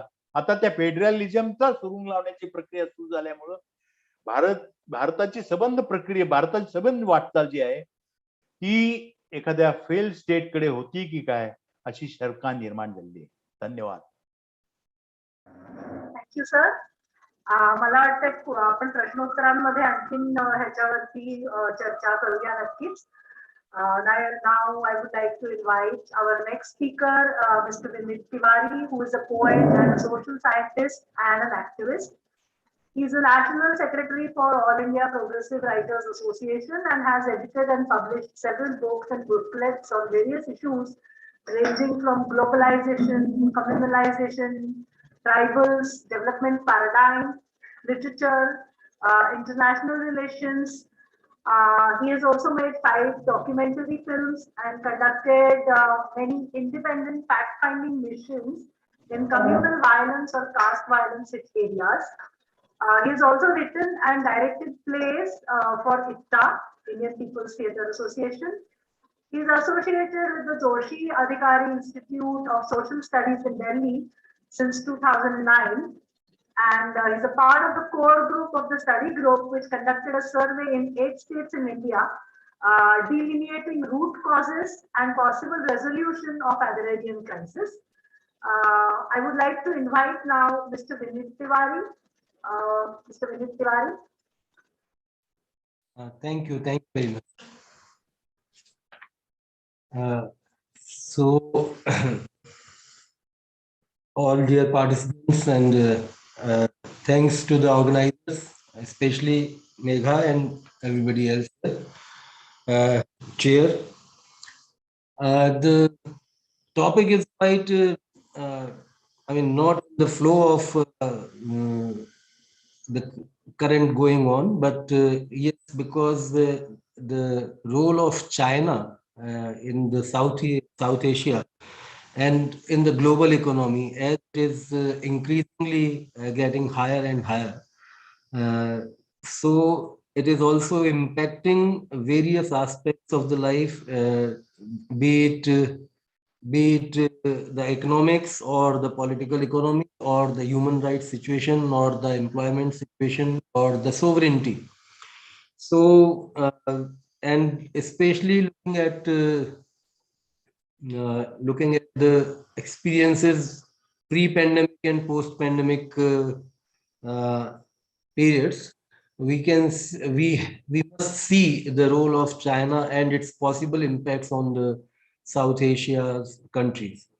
So to begin with, I'll just say that China, everybody knows that China has become the second global leader as the GDP is concerned, with almost $12 trillion economy. And the first one is United States with $18 trillion economy, and the third one is Japan with some $8 trillion economy. So this rise of GDP and continuous rise since last 4 or 5 years, this has also attributed some kind of other factors which are necessary to discuss. Especially, I will focus about two of the policies which China recently adopted and which has got very much to do with the other countries of South Asia. One is the Belt and Road Initiative, which you must be hearing a lot about. This One Belt, One Road initiative of China is a $1 trillion project plan. Our largest plan is said to be in Xi Jinping's premierage. So this is going to cover almost 70% of the population, world population. It is going to impact upon 70% of the world population, and also associate with it some 70 organizations, including countries and other organizations, some 68 countries actually. So with this kind of grand plan, when in 2012, Comrade Xi Jinping took off the office, he came up in 2013 with a plan of One Road, One Belt initiative, which is also called Belt and Road Initiative, which is actually reviving the Silk route, the old Silk trade route which was there, and also clubbing it together with the new maritime train and the sea route, the ports and all others. So in that connection, China has got consent of many countries, and it has already started working in many countries, laying down the infrastructure projects, railways, and technological support and many things. It has already spent the flagship of this One World One Belt initiative is one of its flagship program is CPEC, which is China Pakistan Economic Corridor, which costs around $60 billion, and already some $46 billion have been spent. And it is regarding developing a port in Gwadar, that is in Balochistan, which will connect China through Gwadar to West Asia, to Central Asia, and then Eurasia. So this kind of great grand plans that are already under way. India has not become a part of it. India has not given its consent to be a part of this plan. But as far as other South Asian countries, most of the countries have agreed to. And what is it that, how is it going to affect these countries' sovereignty? How is it going to affect these countries' economy? That all is under many question marks. But as far as this thing is concerned, whether it will give impetus to the employment, yes, of course. It is giving impetus to the employment. It is saving many countries' economy to be totally drowned. And the new projects with which China have come up and joined hands with other countries have given them an opportunity to modernize their technology and to create jobs in their countries and etc.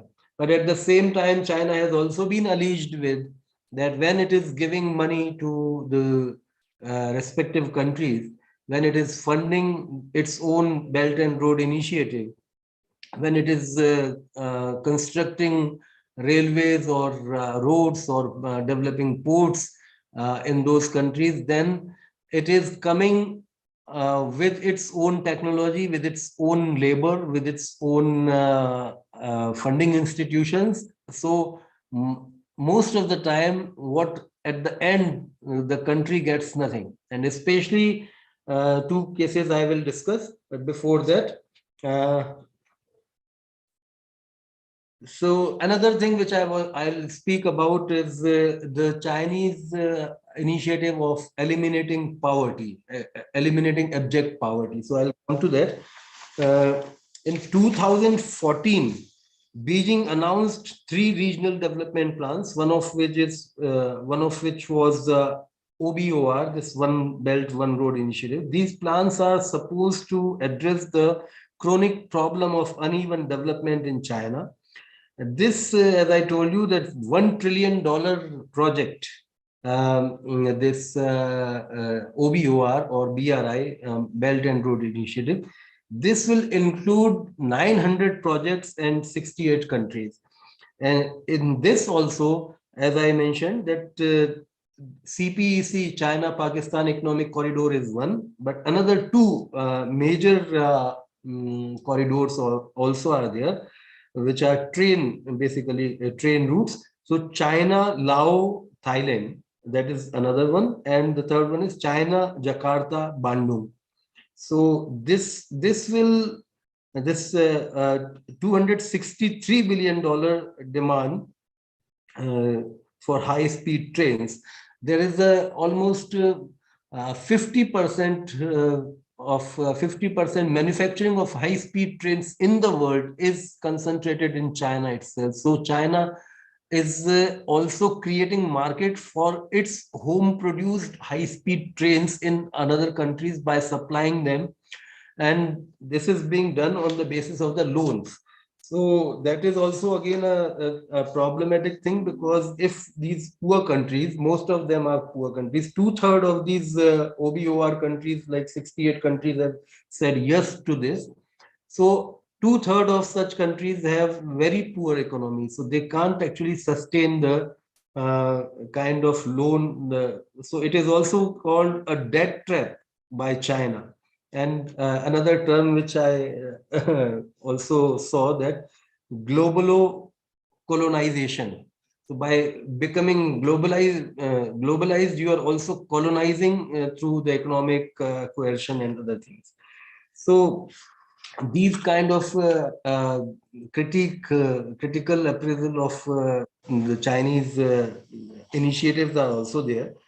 It's mainly advertised as economic program of China, but yes, it is not only geo-economic program. It has got its geo-strategic and geopolitical aspects as well. Because as you know, like recently we are seeing the tension between Ukraine and Russia is mounting. Similarly, there's the Belt and Road Initiative program. Under that program, China invested heavily with Afghanistan. And in 2000, last year, when this Afghanistan regime, this Ghani, Ashraf Ghani regime lost and Taliban took over, so there is a break in the Belt and Road Initiative programs going on, and there has to be a new understanding again. So such a big program, such a huge program, has its own problems and consequences, because it cannot be taken for granted that everything will go smoothly in these countries which are going to be the part of the initiative. And today's government will carry on the same kind of treaties, and they will abide by the same treaties which are done with the China by the previous government. So these are the problems which China has to face, and in that scenario, some problems within the countries have also appeared, and they have also put a challenge to the success of Belt and Road Initiative program. One such example is India itself. Because of this China and Pakistan economic corridor, India has not agreed to sign its not agreed to sign on this OBOR project.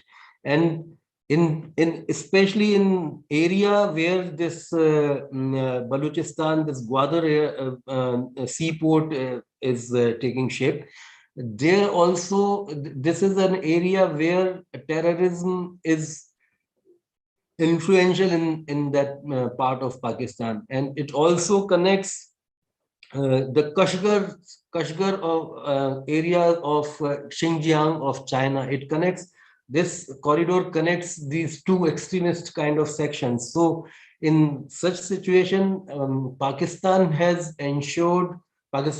promised that we will deploy 12,000 soldiers to protect this corridor. So similarly, there are military tensions between countries, and there are threats of terrorism, and to protect all these things, that is somehow becoming that makes it more difficult to make the trade smooth, because trade is generally seen at its best when there is a peaceful environment. So that is one part, and I would like to just mention that which country has got what. So I mentioned about Afghanistan. Afghanistan, they have already given, the China has already given some $245 million to begin the projects within Afghanistan, which is gas pipelines and other things. And yes, train network, they'll also lay down a train network. And also they are going to build 10,000 apartment houses, for which will worth $300 million. And along with that, they have also given 500 scholarships to Afghan students to be able to study in China, and they will train 300 students of Afghanistan to, they'll train in various skills like counter-terrorism and agriculture and things like that, so that the locally they can be at their stage, they can be prosperous. So that is Afghanistan scene, which as I told you, that has to be reworked with Taliban government. In Laos, they are laying down 1,035 kilometers railway line, which is a very big project, and almost half of the, it will cost around half of the total GDP of the Laos. In Nepal, they have already signed 35 projects in which almost 1,500 kilometers railway line they are going to lay down, and road, railway, energy, tourism, irrigation, many such projects are there. In Bangladesh, again, they are committing some $24 billion investment and in hydroelectric power and tourism and energy and etc. In Indonesia, they again are laying down a railway line and building up two dams, two power projects. One is the hydropower project and another one is coal power project. That is $25 billion and $12 billion respectively. In Malaysia, they are investing $32 billion. In Pakistan, they have already invested around $60 billion in this Gwadar port.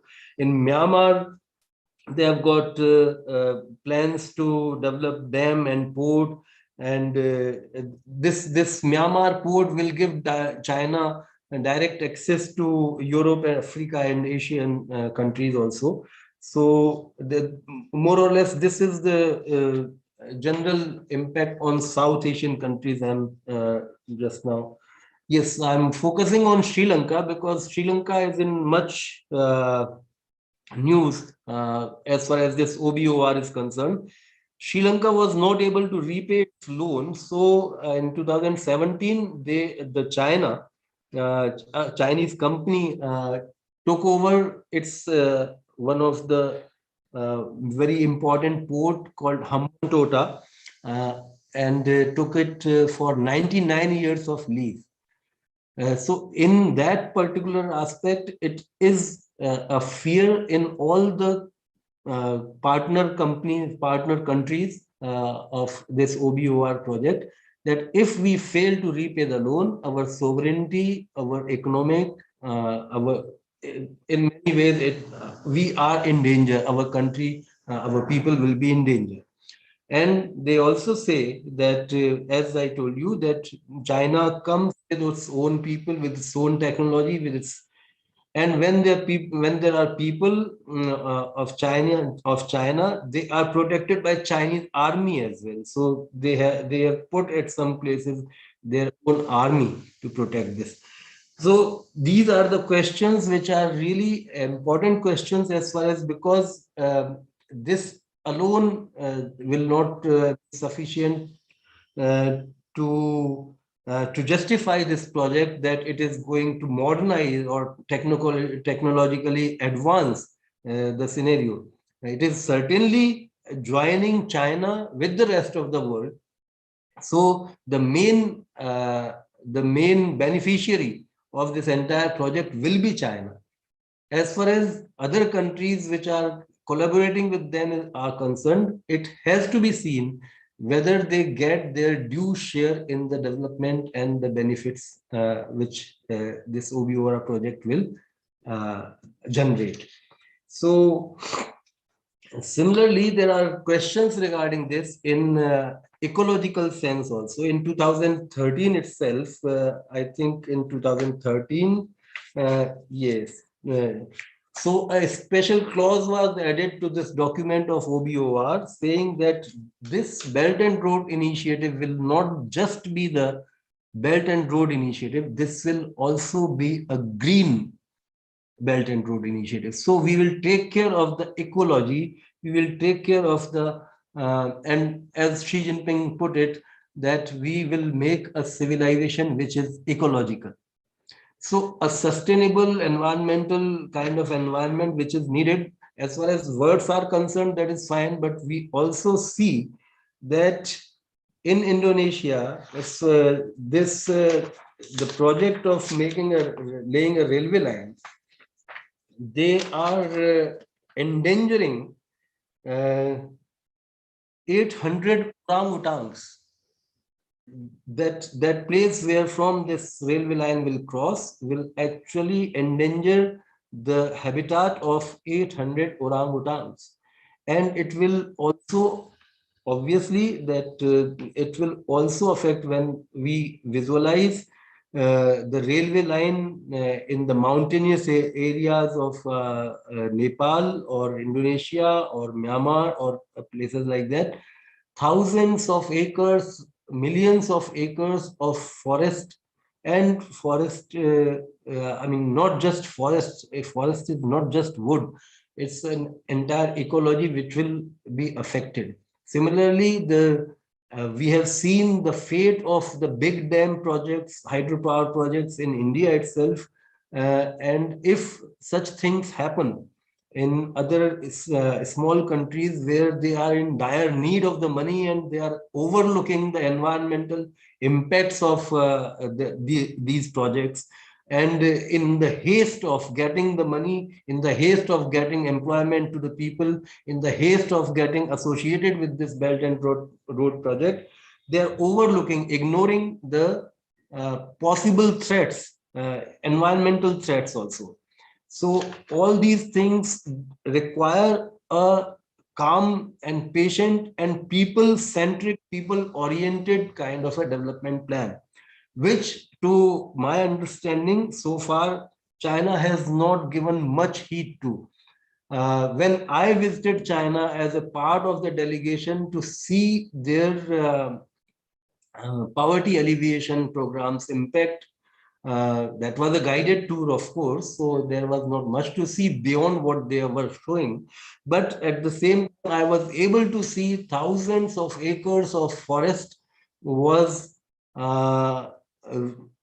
earlier planted with eucalyptus trees, and then when it was found that they were not good for the soil or the groundwater, they have been uprooted, and they were so. So what I doubt is that whether China is really that concerned about the ecological things. And that is very important because the ecology of this entire Himalayan region is very important, and it can do, if we make some mistakes in the name of the development or in the speedy development. If we make such mistakes, then it may cause the coming generations also to suffer. So that was one aspect of this, and another one, last point which I want to just touch and leave them here, and we can discuss it in the question answer session. The greatest leap forward in the history of mankind, in the history of 1,000 years of China existence, that it has brought, just in 8 years of period, it has brought 10 crore, 100 million people out of the abject poverty. And that has been done with the lot of criticism have come. People are saying anti-China propaganda is also there, and they say that it is all done by reducing the poverty measures. It is all fake news. Their claims have no basis, etc., etc. But yes, of course, United Nations and its other organizations, they have seen the ground. And yes, of course, there could be loopholes, but they have brought out millions of people out of the poverty. That is a very unique kind of a story in the history of mankind. And that has been done with sheer planning and willpower, political will of making people out of the poverty. As far as this is concerned, with the earlier section of things which I was talking, is that once you bring out people of the poverty by providing them subsidized income, by providing them employment, etc., you can't hold them out of the poverty unless you give them a sustainable kind of an employment. And this is where I think that the two are connected with each other, because what China is doing with One Belt, One Road initiative is also trying to create the employment job opportunities for Chinese outside China. So this has been done in various ways, which has been got a lot of criticism, because people who were living in difficult terrains in China, they were shifted, displaced from their original habitat, and they were shifted to apartments, and they were shifted to urban areas. And first of all, they were not ready, perhaps, but as I told you, that it's a political will behind it. So so the party committees and they all local committees, they took people into the confidence, and they made they showed them, they showcased them that what actually our life can be if we accept this kind of a displacement. Because after getting displaced from one place, they are better placed to another place. So there are many such examples, which I'm not going into the details, but yes, a working population of almost 25 million, with the advent of the artificial intelligence and all that, what will they do if they come out of the agriculture, the rural areas? They are now removed from the rural areas, and they are displaced into the, so the manufacturing side of China, industrialization, etc., it has given opportunities, but it is not sufficient to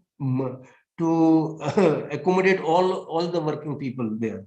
So China is trying to get people out, to get people job outside the China in this One Belt and One Road initiative. And I think that is also one thing which is fearing the other countries, because if China takes the jobs for its own people while constructing some infrastructure project in other countries, what will happen to their own people who are unemployed? So I'll stop here. I mean, I'll get back to the question and answer session if there is any. But as far as this thing is concerned, it has very influential role in deciding the future of the South Asia. Thanks a lot.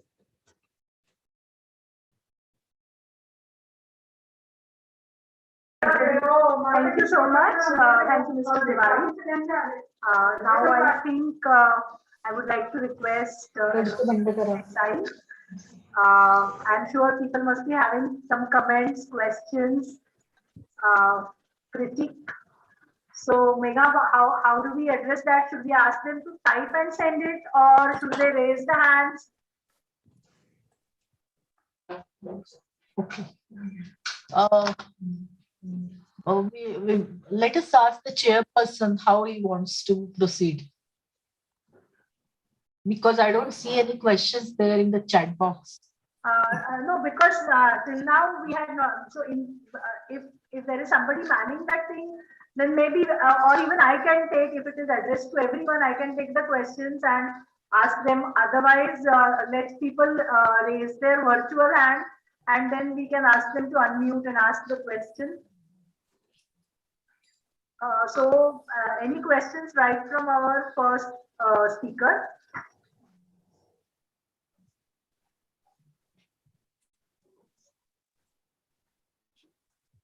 I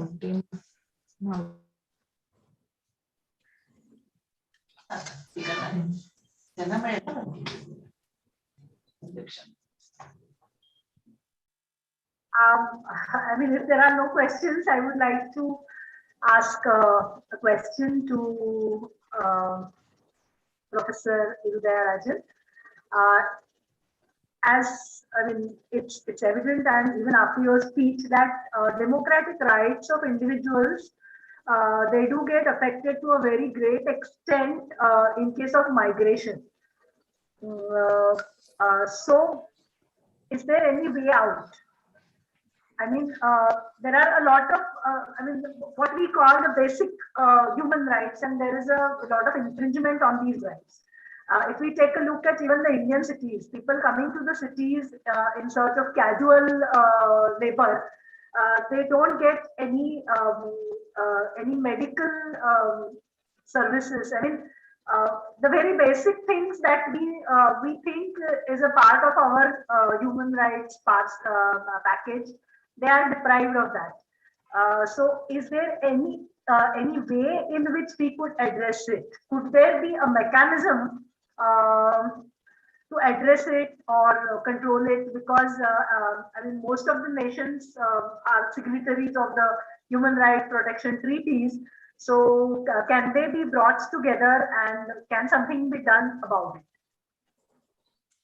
No, I think I have only one answer. I don't think you should control migration. I don't think I am against not allowing people to move. I think I am for people moving. I think two things one has to happen. One is that we have to integrate migration into development. First of all, that has to be done, because we still, for us, officially they don't exist. They're like an invisible, invisible labor force. We were working so many years to mainstreaming gender into development. You know that. We took so much here. Now we talk about gender budgeting, gender thing, reservation. I think we have to bring similar pressure among the policymaker on mainstreaming migrants into development. I think this is something very important, because even it is missing. Forget about international migrants, even internal migrants. When the Indian government announced a 20 lakh crore package to revive the COVID-19 thing, not even a single word mentioned about returned migrant. You see, it is basically that how do we address that invisibility? Yeah. Because of this invisibility, they are all the time exposed to infringement of human rights, and they are also subject to a lot of violence. How do we make them more visible? Because as I said, nationally as well as internationally, at least on paper, all the governments are committed to the protection of basic human rights. But and I'm sure, I mean, for migration, there are so many dimensions. There is migration, forced migration for, prostitution, human trafficking. And these people, I mean, it is happening all the time, but they are all invisible. So can we have some kind of mechanism? I don't want to control migration. Should not be. So I think the very simple thing is, Anaga, is that this is a very simple thing is, one is that we have to integrate in the policy level. So we have to educate our people, because when you are talking about 20 lakh crore package, you don't mention migrants.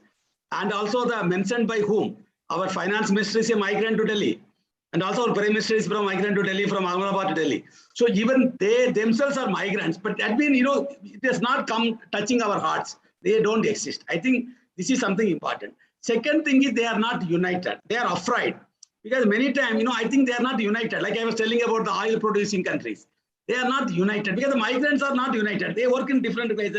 I think something like a union type, because there are policies. You have Interstate Migration Act. We have seen how the migrants were suffered during the COVID-19. So I think these are the two things we have to do. One is that we have to put ourselves into the shoes of migrants, integrating policies.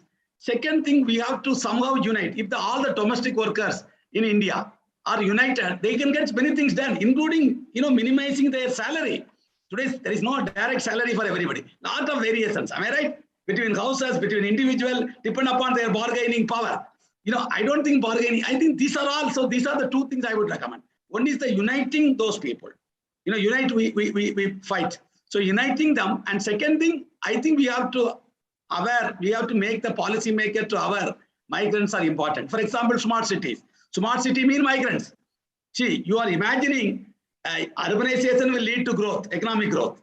But urbanization means migration. But you don't do that. You see, something there is a gap. We should do that. That's what I want to say. Thank you.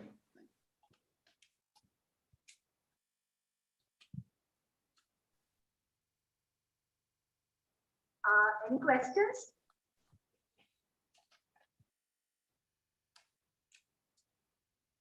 Okay. Yeah. Mr. Tiwari, please unmute it. No, I would just like to add just a sentence to my presentation to end here, because it's not just the information which I wanted to put, but also a perspective that if the epicenter of capitalism is shifting to China, then many people are happy that now the center of the capitalism will not be United States, as the system of United States has been in great trouble, and it may crack down. It may be a total disaster for their economy. But at the same time, I want to make it clear to myself and to the audience that it is not a good sign whether it shifts to China or to Asia, any other Asian country. The main thing is that the capitalism should go, and what the Chinese, this entire project is under this allegation, is that it is oriented towards the profitability for China itself, not towards making China a socialist society. So as far as the direction is concerned, we really want China to become a leader in in making this world a better place to live, which can only be possible in a socialist society. That's it. Any questions, comments? If not, then can I now request Advocate Desai for his concluding remarks? Yes, thanks. Thank you, Anaga. Thank you, Megha, for inviting me here. I will be quite brief because I'll just be giving some kind of concluding remarks to three excellent presentations by Mr. Rajan, then of course Pratap and Vinit, both of whom I know personally quite well. So it was very pleasant hearing you. What we need to understand is that all three speakers had one common thread, and that was about violation of human rights, and not violation of human rights in a conventional sense, just as civil and political rights, but also as socio-economic, cultural rights, etc. Everything was brought in together. It was and the broader definition of human rights, what we consider the broader definition of human rights, as including not just freedom of speech and expression, but also removal of poverty, removal of various other things. The whole question of environment, right to a sustainable development. All these issues were brought in. So I think in that sense, it was the three presentations themselves make quite a comprehensive picture of what is happening today. Going to Mr. Rajan's presentation, I think he made some very, very important points, especially about migration from outside, migration to 6 countries in the Gulf, where about 20, we don't realize it in our day-to-day life, that more than 20 lakh people, okay, if I'm not wrong, 20 lakh people are migrants to those countries, and most of them, or many of them, had to come back during the COVID times, and we don't have a plan for them. But then we don't have plan for even internal migrants. I mean, if there is an Interstate Migrants Act, which has been in existence since last 40 years, that requires each state government, okay, to have a list of people who are coming in as migrants. Okay, not one state government has even one page of a list. So if you had that, then the kind of misery which we saw during the especially the first phase of COVID, where people were just traveling, dying on the way, just walking for hundreds of kilometers, we would not have seen that. But as but that's a reality, that you have law, that it's true that there should be policies, but it should also be the policies which are actually implemented. Because at the local level, there are certain policies or acts like Interstate Migrant Labours Act. But it is all, but that's not something which is being implemented at all. So we have to also talk of implementation of these laws and policies. which is very important. Other thing which he brought in, which was very important, I think, is that the whole question of lakhs of people who otherwise we may think are doing well off in the Gulf and things like that, coming from heroes to zeros, as he called it, as he described them, from heroes to zeros. That's something which is very revealing. And the final thing about his presentation, which I was very it was really revealing, was the mental health aspect, which he brought in, that which is a human right which we don't normally recognize as human right, but which is a very, very crucial and important human right. And I think that's something which the people who lose their jobs, people who lose their dignity, people who who have suddenly, as you said, again to repeat, heroes to zeros kind of a situation, it causes a huge mental health crisis, and we have done nothing to deal with that, which is again a major human rights violation. So I think that was an excellent presentation. Pratap, on the other hand, talked very, very comprehensively about the history of what has happened in Kashmir, right from the time it was annexed to India, right, to the future developments in terms of Article 370, etc.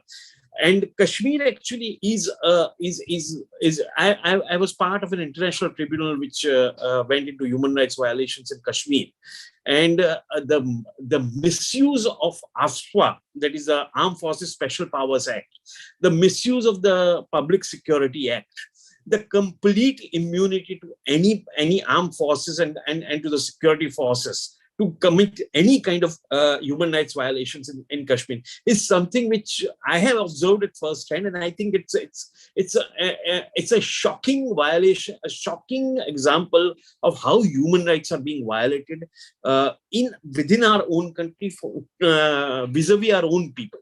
It's a very, very shocking example, and it's unfortunate that the challenge that the Supreme Court of India has put the challenge to Article 370, just as it has put the challenge to the CA, NRC provisions on a back burner, and they are not listening to those things. I mean, one of the major things about Kashmir was also, if you remember, the internet blockage, which itself is a major human rights violation.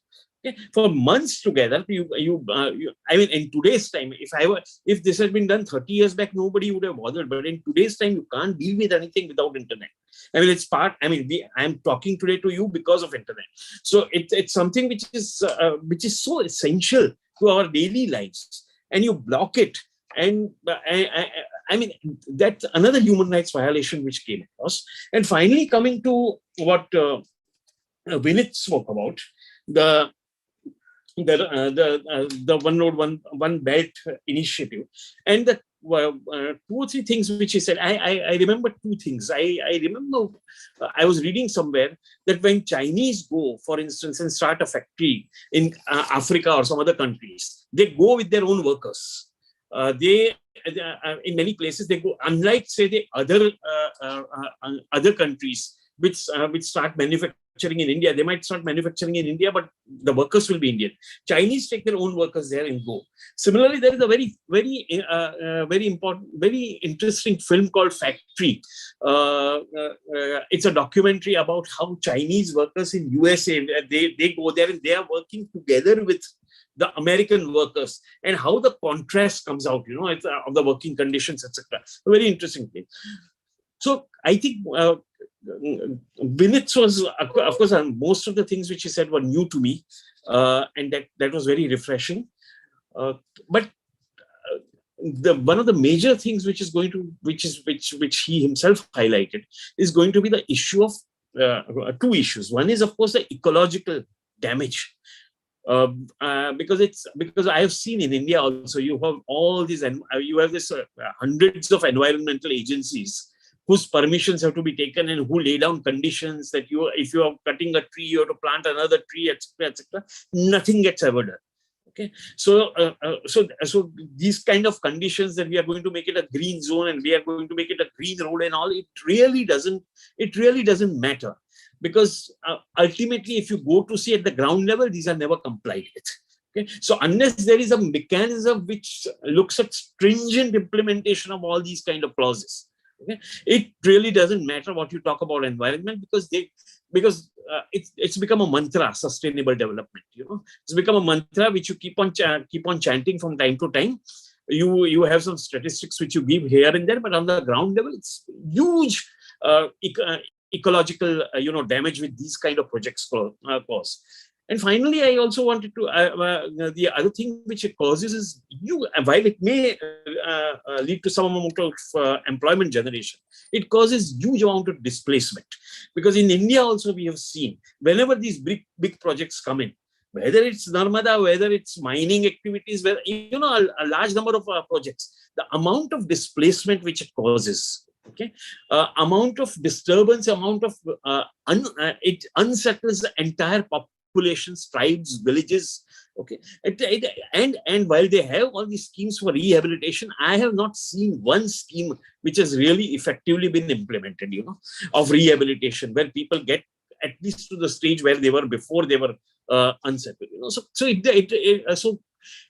these kind of huge projects, okay, are something which we have to view with suspicion to begin with, because no matter what they say, they lead to huge human rights violations. We have had that experience in India. We have had that experience across the world. Okay? And I think today's three presentations, I think made this out very well, how various aspects of and made it out very well, not just for India, but South Asia. And that was important. That it's important to understand what is happening, not just what is happening within India, but what is happening in South Asia. We are part of South Asia, but we are, and our problems are not our problems alone. Our problems are also something shared by all countries around us.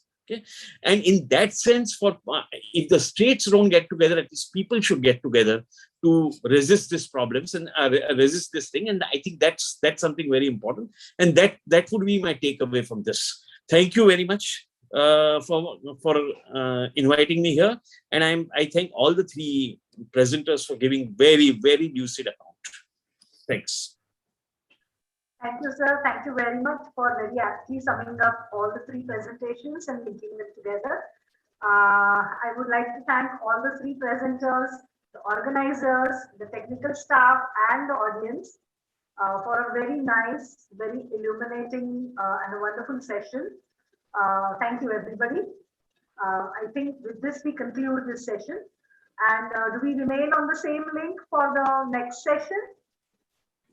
Yes, Kumar Ketkar sir has already come, and I think Arundhati will tell us when we'll start, maybe in 10 minutes or so. Okay, thank you, Meghna. Thank you, Megha. Thank you, sir. Thank you very much. Thank you, Mr. Desai. Thank you. you. Thank you. Thank you, Vinit. Thank